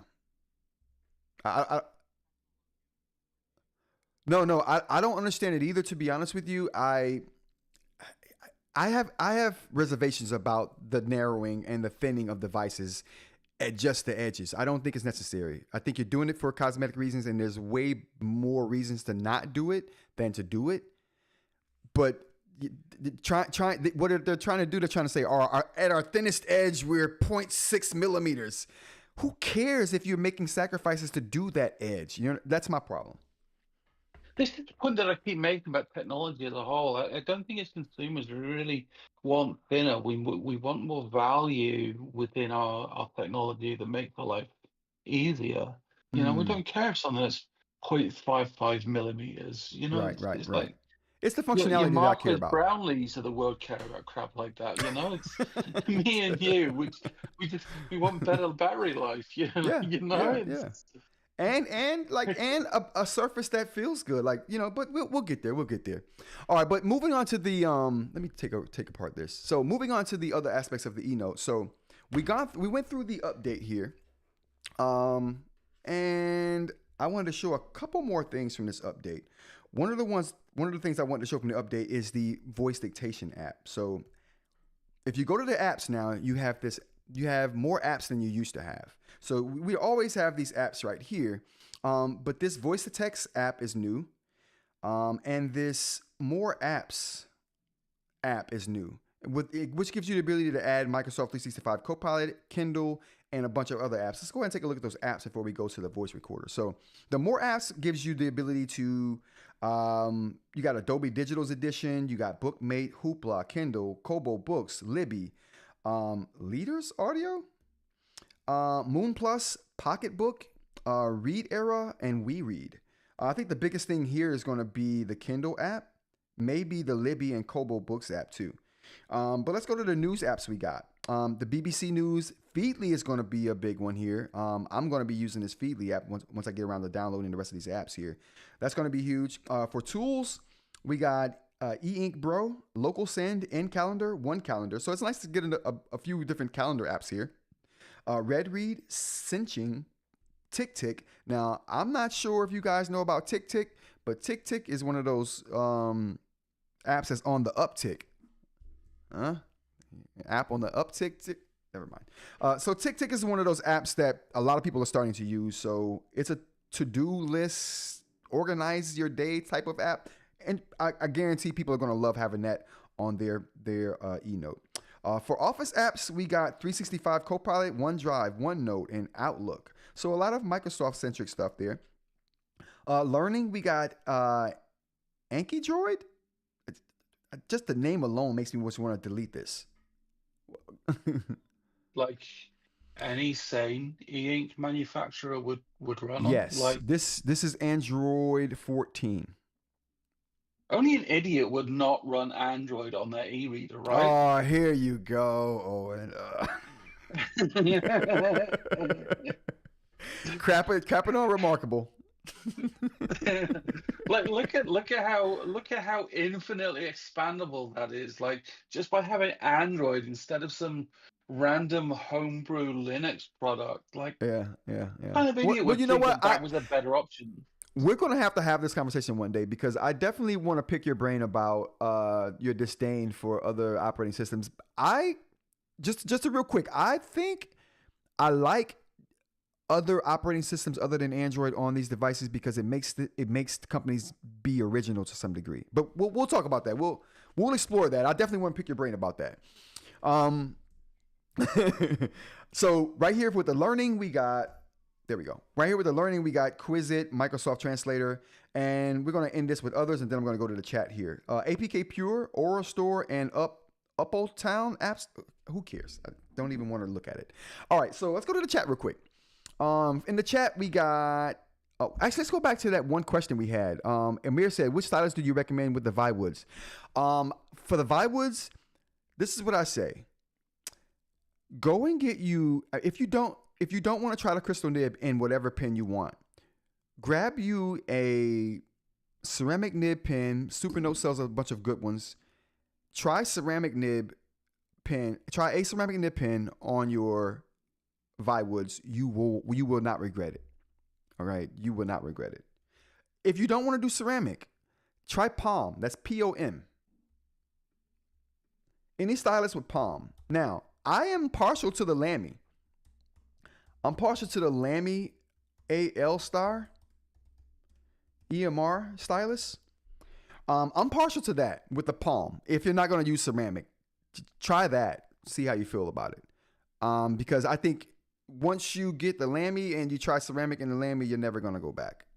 But in the meantime, until you work up to that point, throw a palm nib in there. The Lamy AL Star comes with a palm nib. When you buy the Lamy AL Star, make sure you select the one that has the palm nib, not the EL, not the pointier nib. That's trash.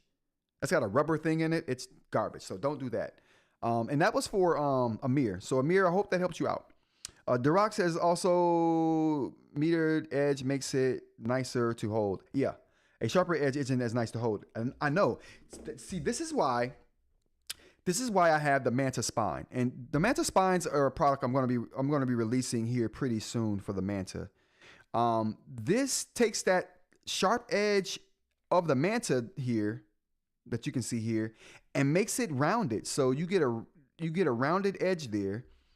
This is a soft TPU material. Feels good, gives you a rounded surface. You don't feel the edge anymore. It protects your ports because there's a couple of ports and prongs here. It protects the ports from debris and it covers your prongs. So this is a product I'm definitely going to be putting up on the site pretty soon. I'm just trying to find a better one of these right here. A bumper. There we go. I'm getting there. All right. So anyway, back to the chat. Moon Plus is great, says Buck. Oh, snap. Do tell, Buck. What do you like about it? Sorry if I missed this point. Does eNote support Google Play services? Yes, Google. They do support Google Play services to a degree. They have a curated list of apps and services that you can use with the eNote. So, yeah, because they don't give you the Google Play Store here. But at the rate they're going though, Buck, I can tell you that it's coming. At the rate they're going, I can tell you that I can see this coming. I don't see them. No, you can't. There's no Google Play services here yet, but I can definitely see them coming. They just have a curated list of apps right now. All right, so what else we got here for the eNote? What else is in the update? Oh, voice dictation app. So let's go ahead and take out the voice dictation app. So the voice dictation app, I think, is really good. It's different, and I'll say this too. Well, I'll say this after I show it. After I show it, we'll talk about that. Let's go back to the apps here. Oh, system apps. There we go. All right, going to the system apps, we see the voice to text. This is a new app that you get with the new update. Now, I've already done something with this particular app here. I've gotten a recording already done, just to give you an indication of how this app works here. Oh, TPU, I like that very much. Yeah, TPU works really well for the bumper, eInk. Boox says, I've got Moon Reader running on a Nomad. Ooh, and Node F4C is nearly as configurable as the open source option, but the menus are not more straightforward in my opinion. Very cool. Thanks for that. The feedback on the Moonshot app. Buck. Shing says, would use a spine on my Manta if it were soft. Yeah. Mm-hmm. Absolutely. And that's why I like this TPU option. But I tell you, I found another option for the Manta spine here that is even softer than this TPU and looks better and is more customizable. So we're gonna go with that. But this is the one I got on my Manta right now is TPU that I've been testing for the last few months, and it works great. I love it. I would not use the Manta without my case without the spine on it. That the spine is life now. It's life now. All right. Going back to the eNote here. We're looking at the transcription. So we're going to go into this transcription here. I'm going to pick it. Now, I'm going to run a couple of tests here so that you guys see how it works. So essentially what I did was I just talked into this thing and it dictated everything. We'll see the full text here. And it caught everything. One of the problems I had with this is that it doesn't put spaces after a punctuation. Oh, it did after the question mark. Well, maybe what am I talking about? Maybe it fixed itself. Or maybe it didn't. Okay, so if you look here, you'll see, so I'm not sure what this does, how it works. And then there's a period, but there's no space after the period. Now, it does put spaces after the period occasionally, like right here. It put a period between can and then it left a space, or this can as a period and then a space and then the next can. Now, it does that sometimes, but it doesn't do it all the time. Like right here, it put a space between the period and the next word. But as you can see, it doesn't do it all the time. So that's one of my gripes. It works well. You got to go back and do some basic punctuation after it's done, though. So that's one of my first gripes there. Now, I talk a lot about how I thought the speakers and the mic was trash. Apparently, the mic isn't trash, but we're going to see how good it is in a second. I'm going to go to the other side of the room, and I'm going to talk. Because I think this feature right here is really good for lectures and meetings. Like really good for lectures and meetings. But the speaker is going to be away from you, probably a distance away from you if you're using this in a lecture hall. And if you're in a meeting, the speaker could possibly be far away from you as well. So I want to see how well it dictates from a distance. Because this happened right when I was right up on it. So we're going to check that out. But a couple of things I liked about this. One of the first things I liked about it, let's get this here. One of the first things I like about it is the fact that it's accurate. So what you see here is pretty accurate as far as what I said. I haven't seen a mistake yet. In punctuation, yes, but not in the words that it transcribed. So that's great. So it works really well in that regard. What I wish it could do, I wish you could pick a point on your lecture transcription, right? And have it, No, my bad. Let me go back. This is what I would like to do. I would like when I'm gonna play the recording real quick for you guys. Give you a taste of how it sounds here. Oops. Oh, did I mess the mic up? Oh, I hope I didn't mess the mic up, chat. I didn't. Okay, good. I'm gonna give you guys a taste of how it sounds here. If I can fix this mic. Bam, there we go. So this is how the microphone sounds when it's reading the text.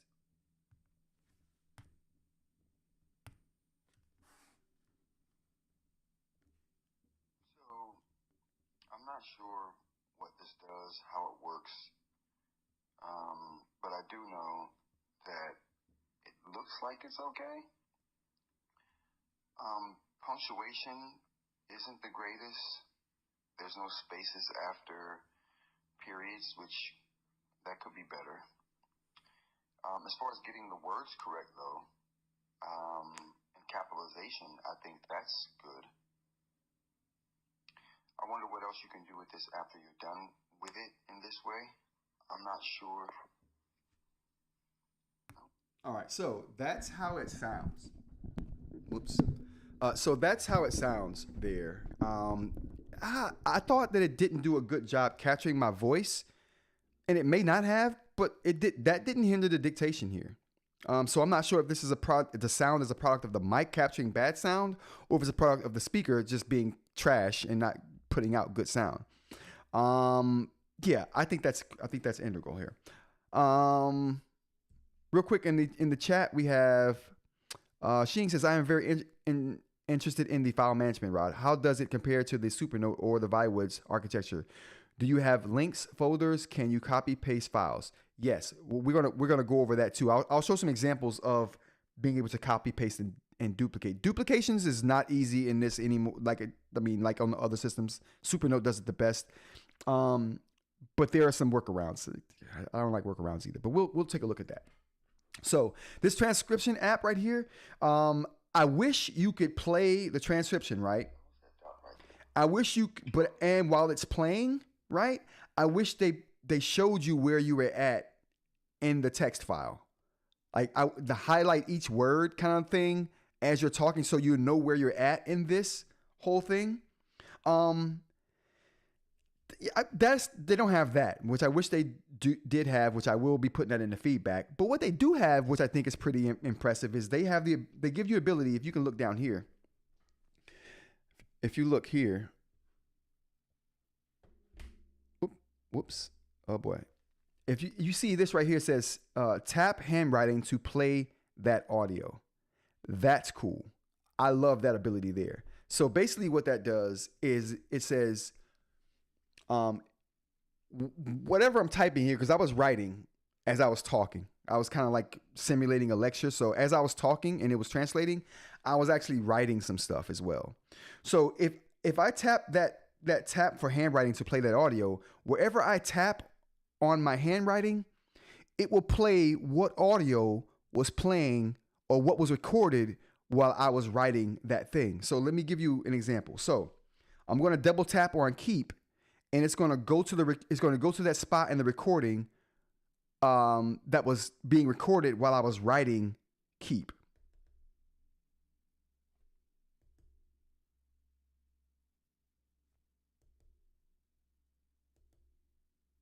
Well, maybe I need to play it. You look like you can we can. Yep, there we go.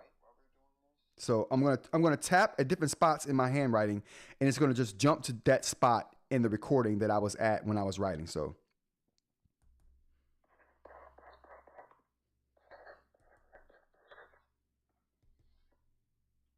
So it stopped. No, it didn't. It didn't stop the thing. So I guess it can hear someone right with.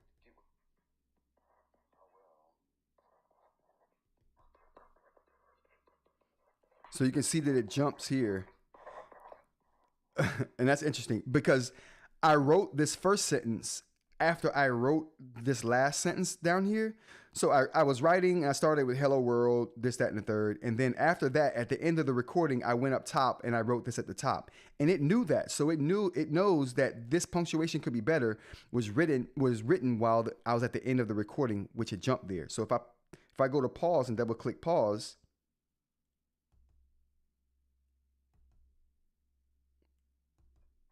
all right, there we go. So you see work jumped me to that part. If I double tap pause. Oh, I must not have started writing at pause. There we go.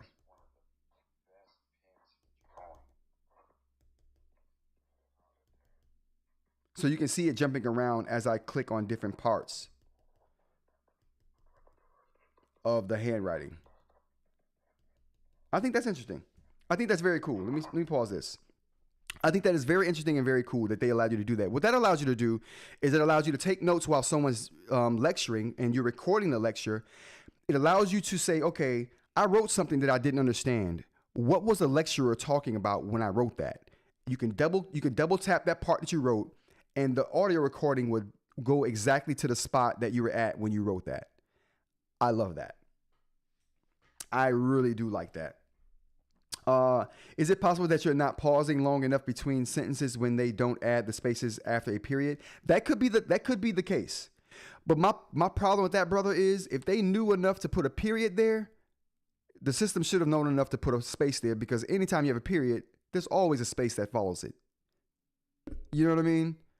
If you're ending a sentence. So I think it should have known that. But you're right. I may not have paused long enough at the end of that, but the fact that they put a period there says that it knew something was up. This is very informative, packed show. Great knowledge today. A landmark. Ooh, thanks, BM. I appreciate that. Listen, I don't hear landmark and show that often, but listen, I like that. All right, so let's go ahead to the next thing here with the note taking app here, or the voice transcribing app here.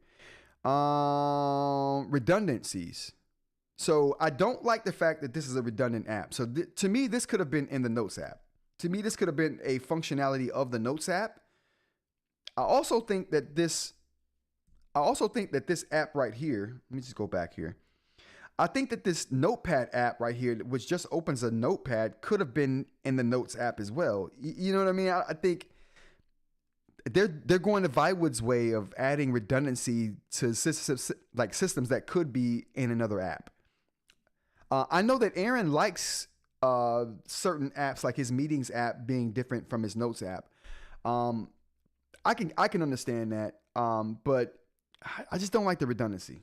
I don't like the redundancy. To me, it's no easier than opening a different app and then just selecting a different template. But that's my little own personal gripe there. What else we got to talk about here? I think that's it. We talked about the update. We talked about the update. We talked about the how good the writing looks.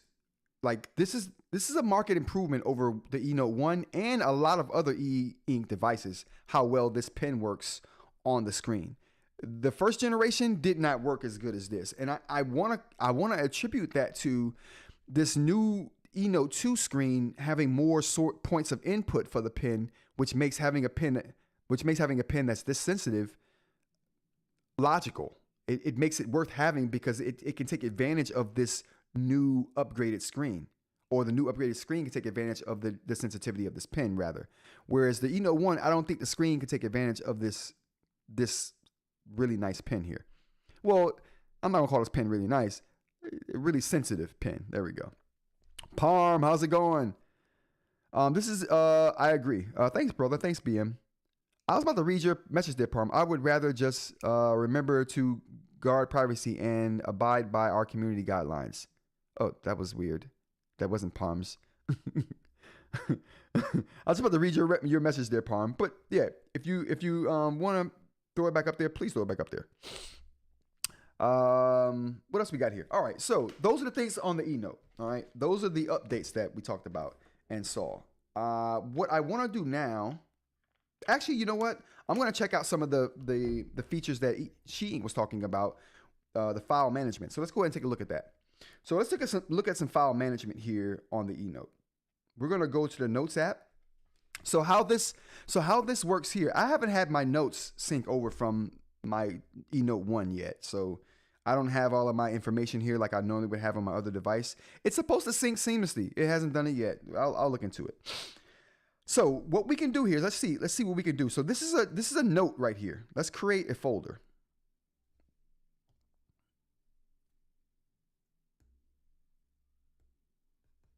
We'll create a test folder. I am loving the way this pen writes, man. I really do. Like, I know it ain't the pen because I didn't like this pen with the eNote 1, but it works so much better with the eNote 2. And like I said, I attribute that to the screen being better. And it can take advantage of this pen. But regardless of what the reason is, this works really well with this platform now. Test folder. Okay, so I created a folder and we don't see it here. Oh, we're in the recents, that's why. Let's go to categories. Basically, categories are the folders. So if you go to categories, that's going to be your folders. You got your favorites here. You got your recents. You got your categories, which is going to be your folders. You got your reading, which is going to be any reading you did. It's going to show up here and what date. Oh, got ahead. I'll have a good weekend, everyone. Take care, Dr. Ling. I appreciate you. Parmesan, sorry I had such bad spelling. I said I would rather make a folder called meetings than have a separate section or app. Absolutely, Parm. That's exactly what I'm saying. I just want a folder labeled meetings, and then I'll have all of those notes use the same meetings template. You know what I'm saying? Like, there's no need for redundant apps. I just don't like redundancies unless they're absolute. Well, I like redundancies when I'm talking about my backups.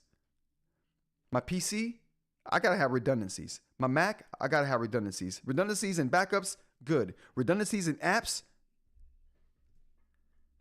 that's not good. Okay, so date is cool too because it organizes your notes by the date that you created them or that you modified them. I mean, there's some customizations you can do here.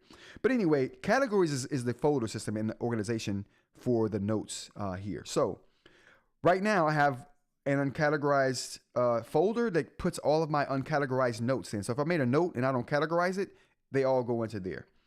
This test folder right here, I can create notes inside that. Let's go ahead and, I'm actually going to go ahead and put this recent note. So once we long click on a note that we have, we can edit the cover, set title, we can move it, we can share it, we can favor it. We can sync it and we can delete. So we don't have the option to copy a folder right here. So maybe we can go to categories and so we can make a subcategory for a subfolder for this particular folder. We can edit that folder or delete it. We cannot copy a folder. So that's one thing we can't do. So that's super interesting. Let's see what options we have here. Same one, same options. So let's go into our recents. I want to move this into test. So we're going to move this and see what it's like to move it. So it gives us the option to move it into our selected category, and I'm going to move it to test folder. Cool. So now that should be in the test folder.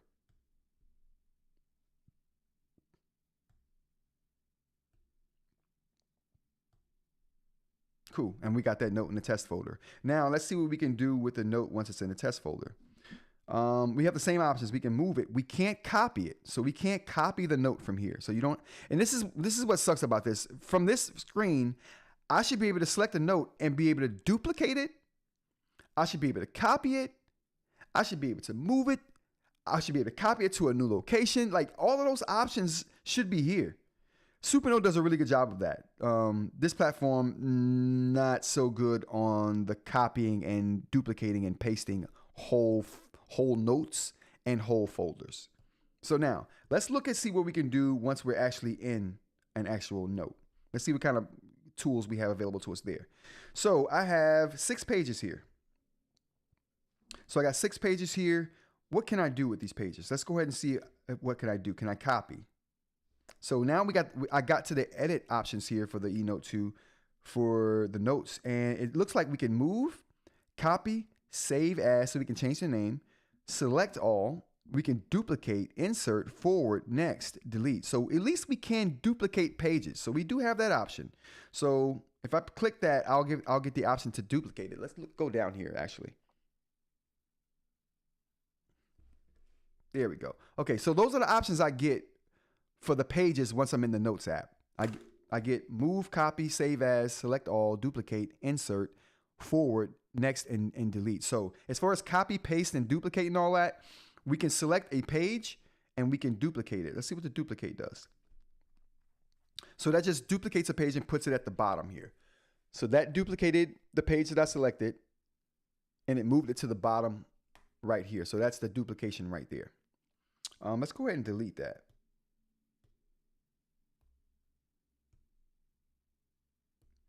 Confirm the deletion. All right. So what don't we get here? Again, we don't get an option to select a page and copy it somewhere else. So that would be actually maybe we do. Let's see. I'm gonna select this page right here and I'm gonna go to copy and see what options we get for that. So we can copy that somewhere else. So you do get the option to copy pages to another note. But as far as moving whole notebooks and moving whole folders, you don't get that option there. But when you're in the note, you have some options, which is cool. Let's back out of this and see what that looks like again. Yeah, you have no copy or duplicate options when it comes to whole notebooks and whole folders. Thanks, eInk, for bringing that up. So I wasn't even thinking about that, showing it as a demo, but I appreciate that because that's a lot of people are going to want to know how you organize the system and whether you can duplicate, copy, paste, and all of that. That's something that would be easy to add to here, and I'm going to add that to my feedback list as well. So hopefully they take this feedback to heart because those are fundamental functions, I believe. Fundamental functions. All right, what else we got here for the eNote? I appreciate everyone for being here too. So thank you for hanging around for this portion of the show. If you're enjoying the show and you haven't liked yet, go ahead and hit the like button. Go ahead and hit the subscribe button if you want to see more too. What else we got here? I think we have one more thing to do with the eNote before we're done. Yep. Okay, so the last thing to do with the eNote before we're done, we're going to do the brightness test. We weren't able to do this yesterday, but we're going to do it today. So we're going to pull out our handy dandy DS62 here, which measures brightness and whiteness. We're going to do some measurements here. We're going to document these down here too. What we did yesterday, what the heck is going on with this? All right. So what we did yesterday is we did a friction test and we decided that the eNote 2, the screen had an RA value of 6.26. Let's write that down again. That didn't look too good. It had an RA value of 6.2 or 0.6 626. Now I gotta write that again. Oh, I killed it. Now that put it on par with the Go 10.3 friction. It put it on par with the Node Air 4C's friction, and it put it on par with I think that was it. The Node Air 4C and the Go 10.3. Out of the devices that I have, it put it on par with those devices. Who else? That's it. So it feels. So if you want to know what the eNote 2 feels like on the screen, you want to, if you have a Go 10.3 or you have a Node Air 4C, it feels like those devices. I want to say it feels like the AI. Yep, the AI paper too. So the AI paper is in the same range as well. So it's in the same range as the AI paper, the Node Air 2, Node Air 4C, and the Go 10.3. If you want to know how the surface feels to write on. Linking. eInk says no linking. Then nope, no linking. eInk. I didn't see any linking in this particular system. Let's take a quick gander at some of these tools before we go on to the brightness test. Because I do think the eNote's going to take the brightness crown. I'm not going to hold you. I really do believe that. Options. Whoops, wrong pen. Sorry. Exclusive pen. So in the options here, we have zoom, save, delete current page, convert the text, add catalog, share, export, set as screensaver, or whatever else you want to set it as, print, and settings. And as far as the tools up here go, we don't have any linking tools, just the pen tool, which does give you quite a bit of options for the pen, but no linking.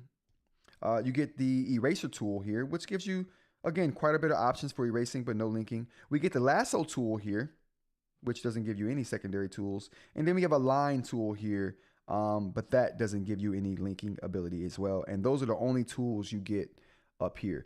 Let's go look at the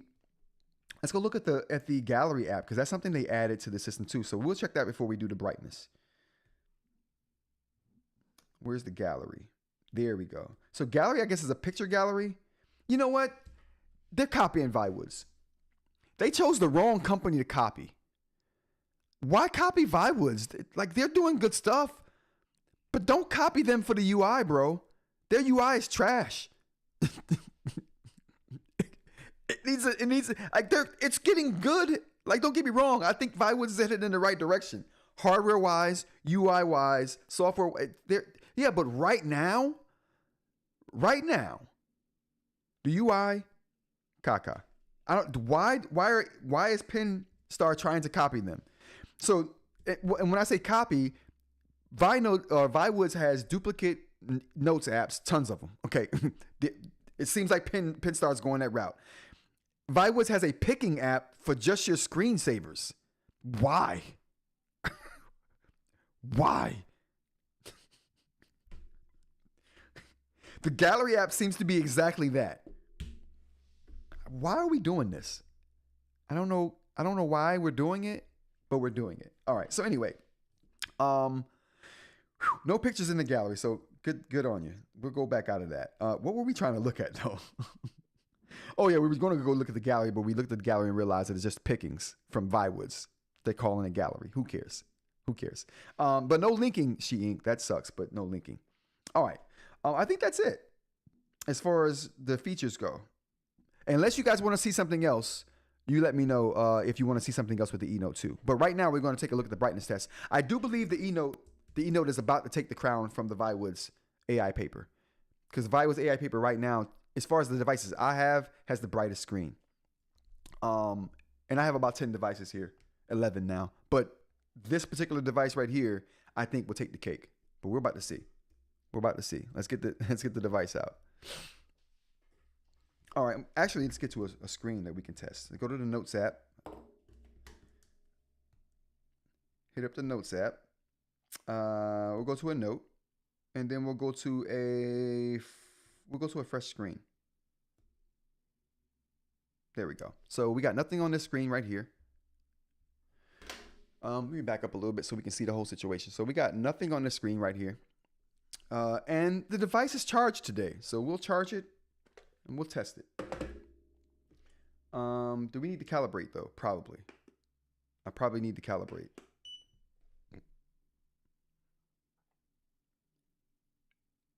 Yep, I got to calibrate. Okay, so let's go ahead and calibrate it. Put the instrument into the white calibration box. So we're going to put it on the white side here. And we're going to...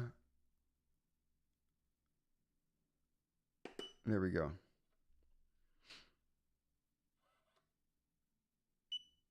All right, now we're going to put the calibration on the black end and calibrate.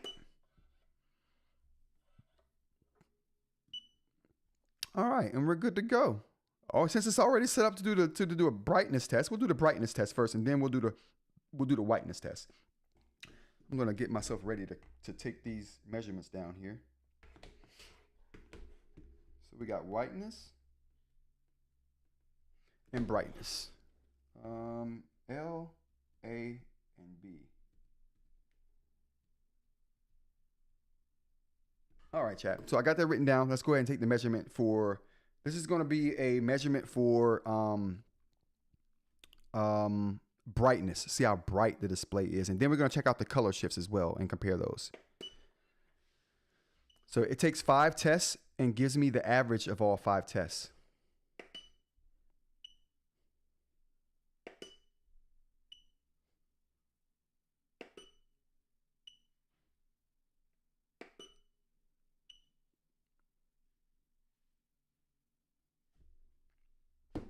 Okay. Wow. Holy cow, chat. I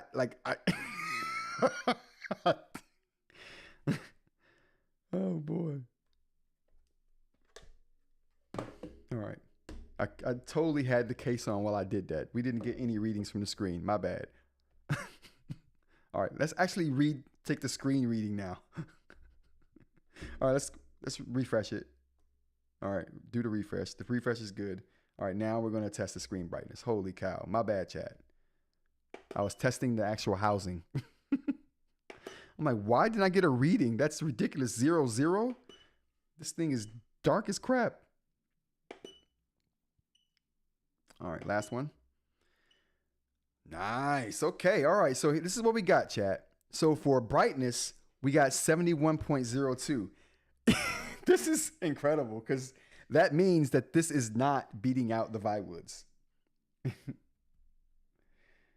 Viwoods is still the king. Wow. Okay. All right. Negative 2.64 for the A component and negative 0.82 for the B component. Let's see what we got here. All right. Let's see how this compares to the other devices. We'll put this right here. And we got these numbers here. We're going to go to the site. We're going to go to the website. And we're going to check out the numbers we have up here for brightness. All right. So for brightness, the Viwoods AI paper is at 72.4. The eNote 2 is at a 71.02.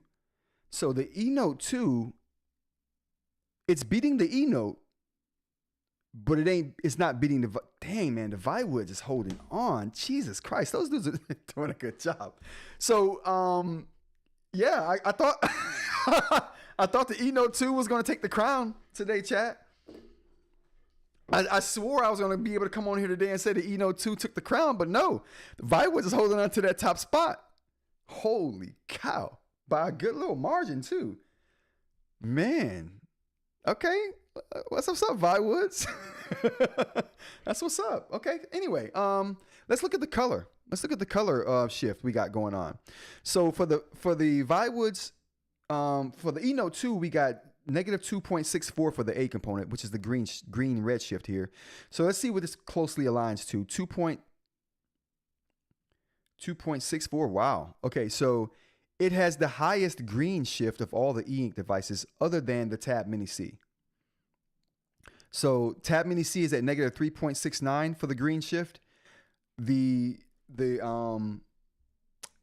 eNote for the green shift, which is the A component right here, is at negative 2.64. So yeah, the biggest green shift of any of the eInk devices that I have, but it's just not beating out the Tab Mini C. And the Tab Mini C, like, it's so green that you can see the green on the screen. Like, that's how green the hue is for the Tab Mini C. What about the B component? The blue yellow component. So for the B component, we got for the eNote, we got right here, we got 0.82 for the B component. What's 0.82? Okay, so it's well within the range of most other eInk devices. Yeah, it's within that range. It's most closest to the Penstar eNote, the first one. Yeah, it's most closest to the first one. Yep. So it has a very the color shift is very close to what the first eNote had for it. Although the eNote 2 is brighter than the eNote 1, it doesn't take the brightness crown from Viwoods. Viwoods is still holding on to that. Let's see what we have as far as whiteness. Let's see if it beats the Viwood for whiteness. All right, so let's go ahead and calibrate this for our whiteness test.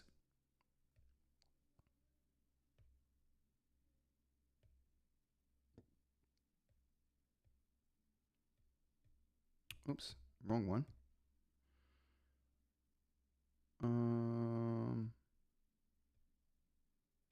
Yeah, I think this is it.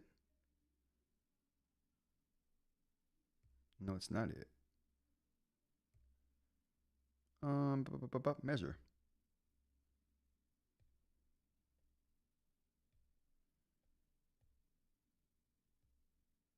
Wow, okay. Oh, there we go. I don't know what happened. I was picking that and it was taking me to the wrong setting here, but we got it now. Here we go. Whiteness CIE. That's what we already we picked it. So parameter whiteness CIE. So we got it picked. So now let's go ahead and test the whiteness. All right. Let's go ahead and check this out right here.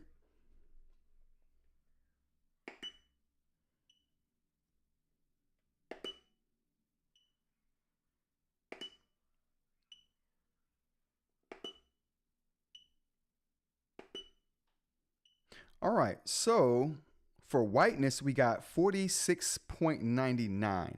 So let's just see where that falls on here. Let me write this down. 46.99. All right, so 46.99. What does that put us on the chart for whiteness here?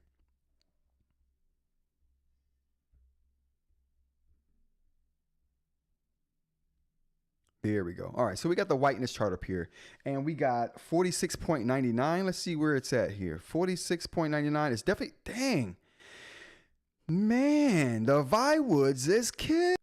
I don't know why I didn't do this with this brightness test, but I'm doing that along with my ghosting test. So the blackness of eInk, I'm measuring that as well, and you will see those measurements when I do the ghosting test. But yeah, very interesting. Very interesting. So the Viwoods AI paper is at a 48.09 for whiteness. And again, the Viwoods is at a 46.99. So the Viwoods AI paper is kicking butt, yo. The AI paper is kicking major butt.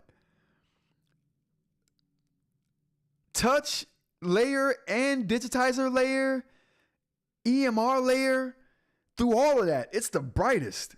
Like, come on, man. Come on, Viwoods. Listen, you know what? Where's the applause at? Where are the applause? We got to give it up for Viwoods. You know what, Viwoods? You did it. You win. You keep winning. Good job. I mean, who knew?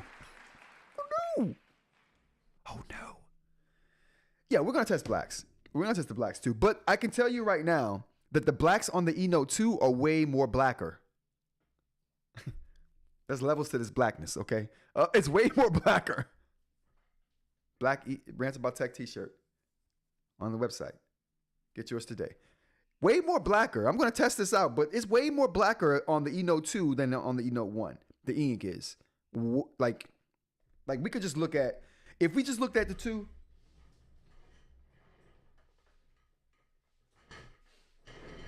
like I haven't out here. Like you can tell, like which one is the eNote 2? You guys, which one do you think is the eNote 2?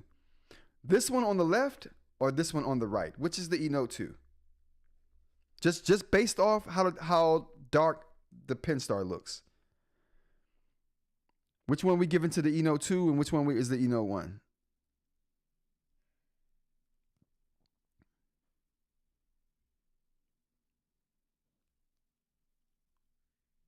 Absolutely, The Rock.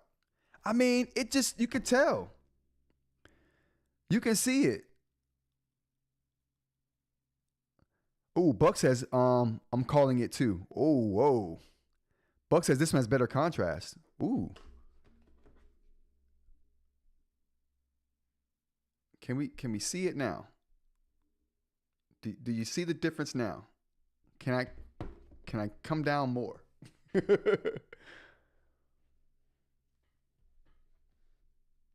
Oh yeah, you can see it there. Oh, it's apparent right there, I think. Like I think that's super apparent. Oh, I can't even.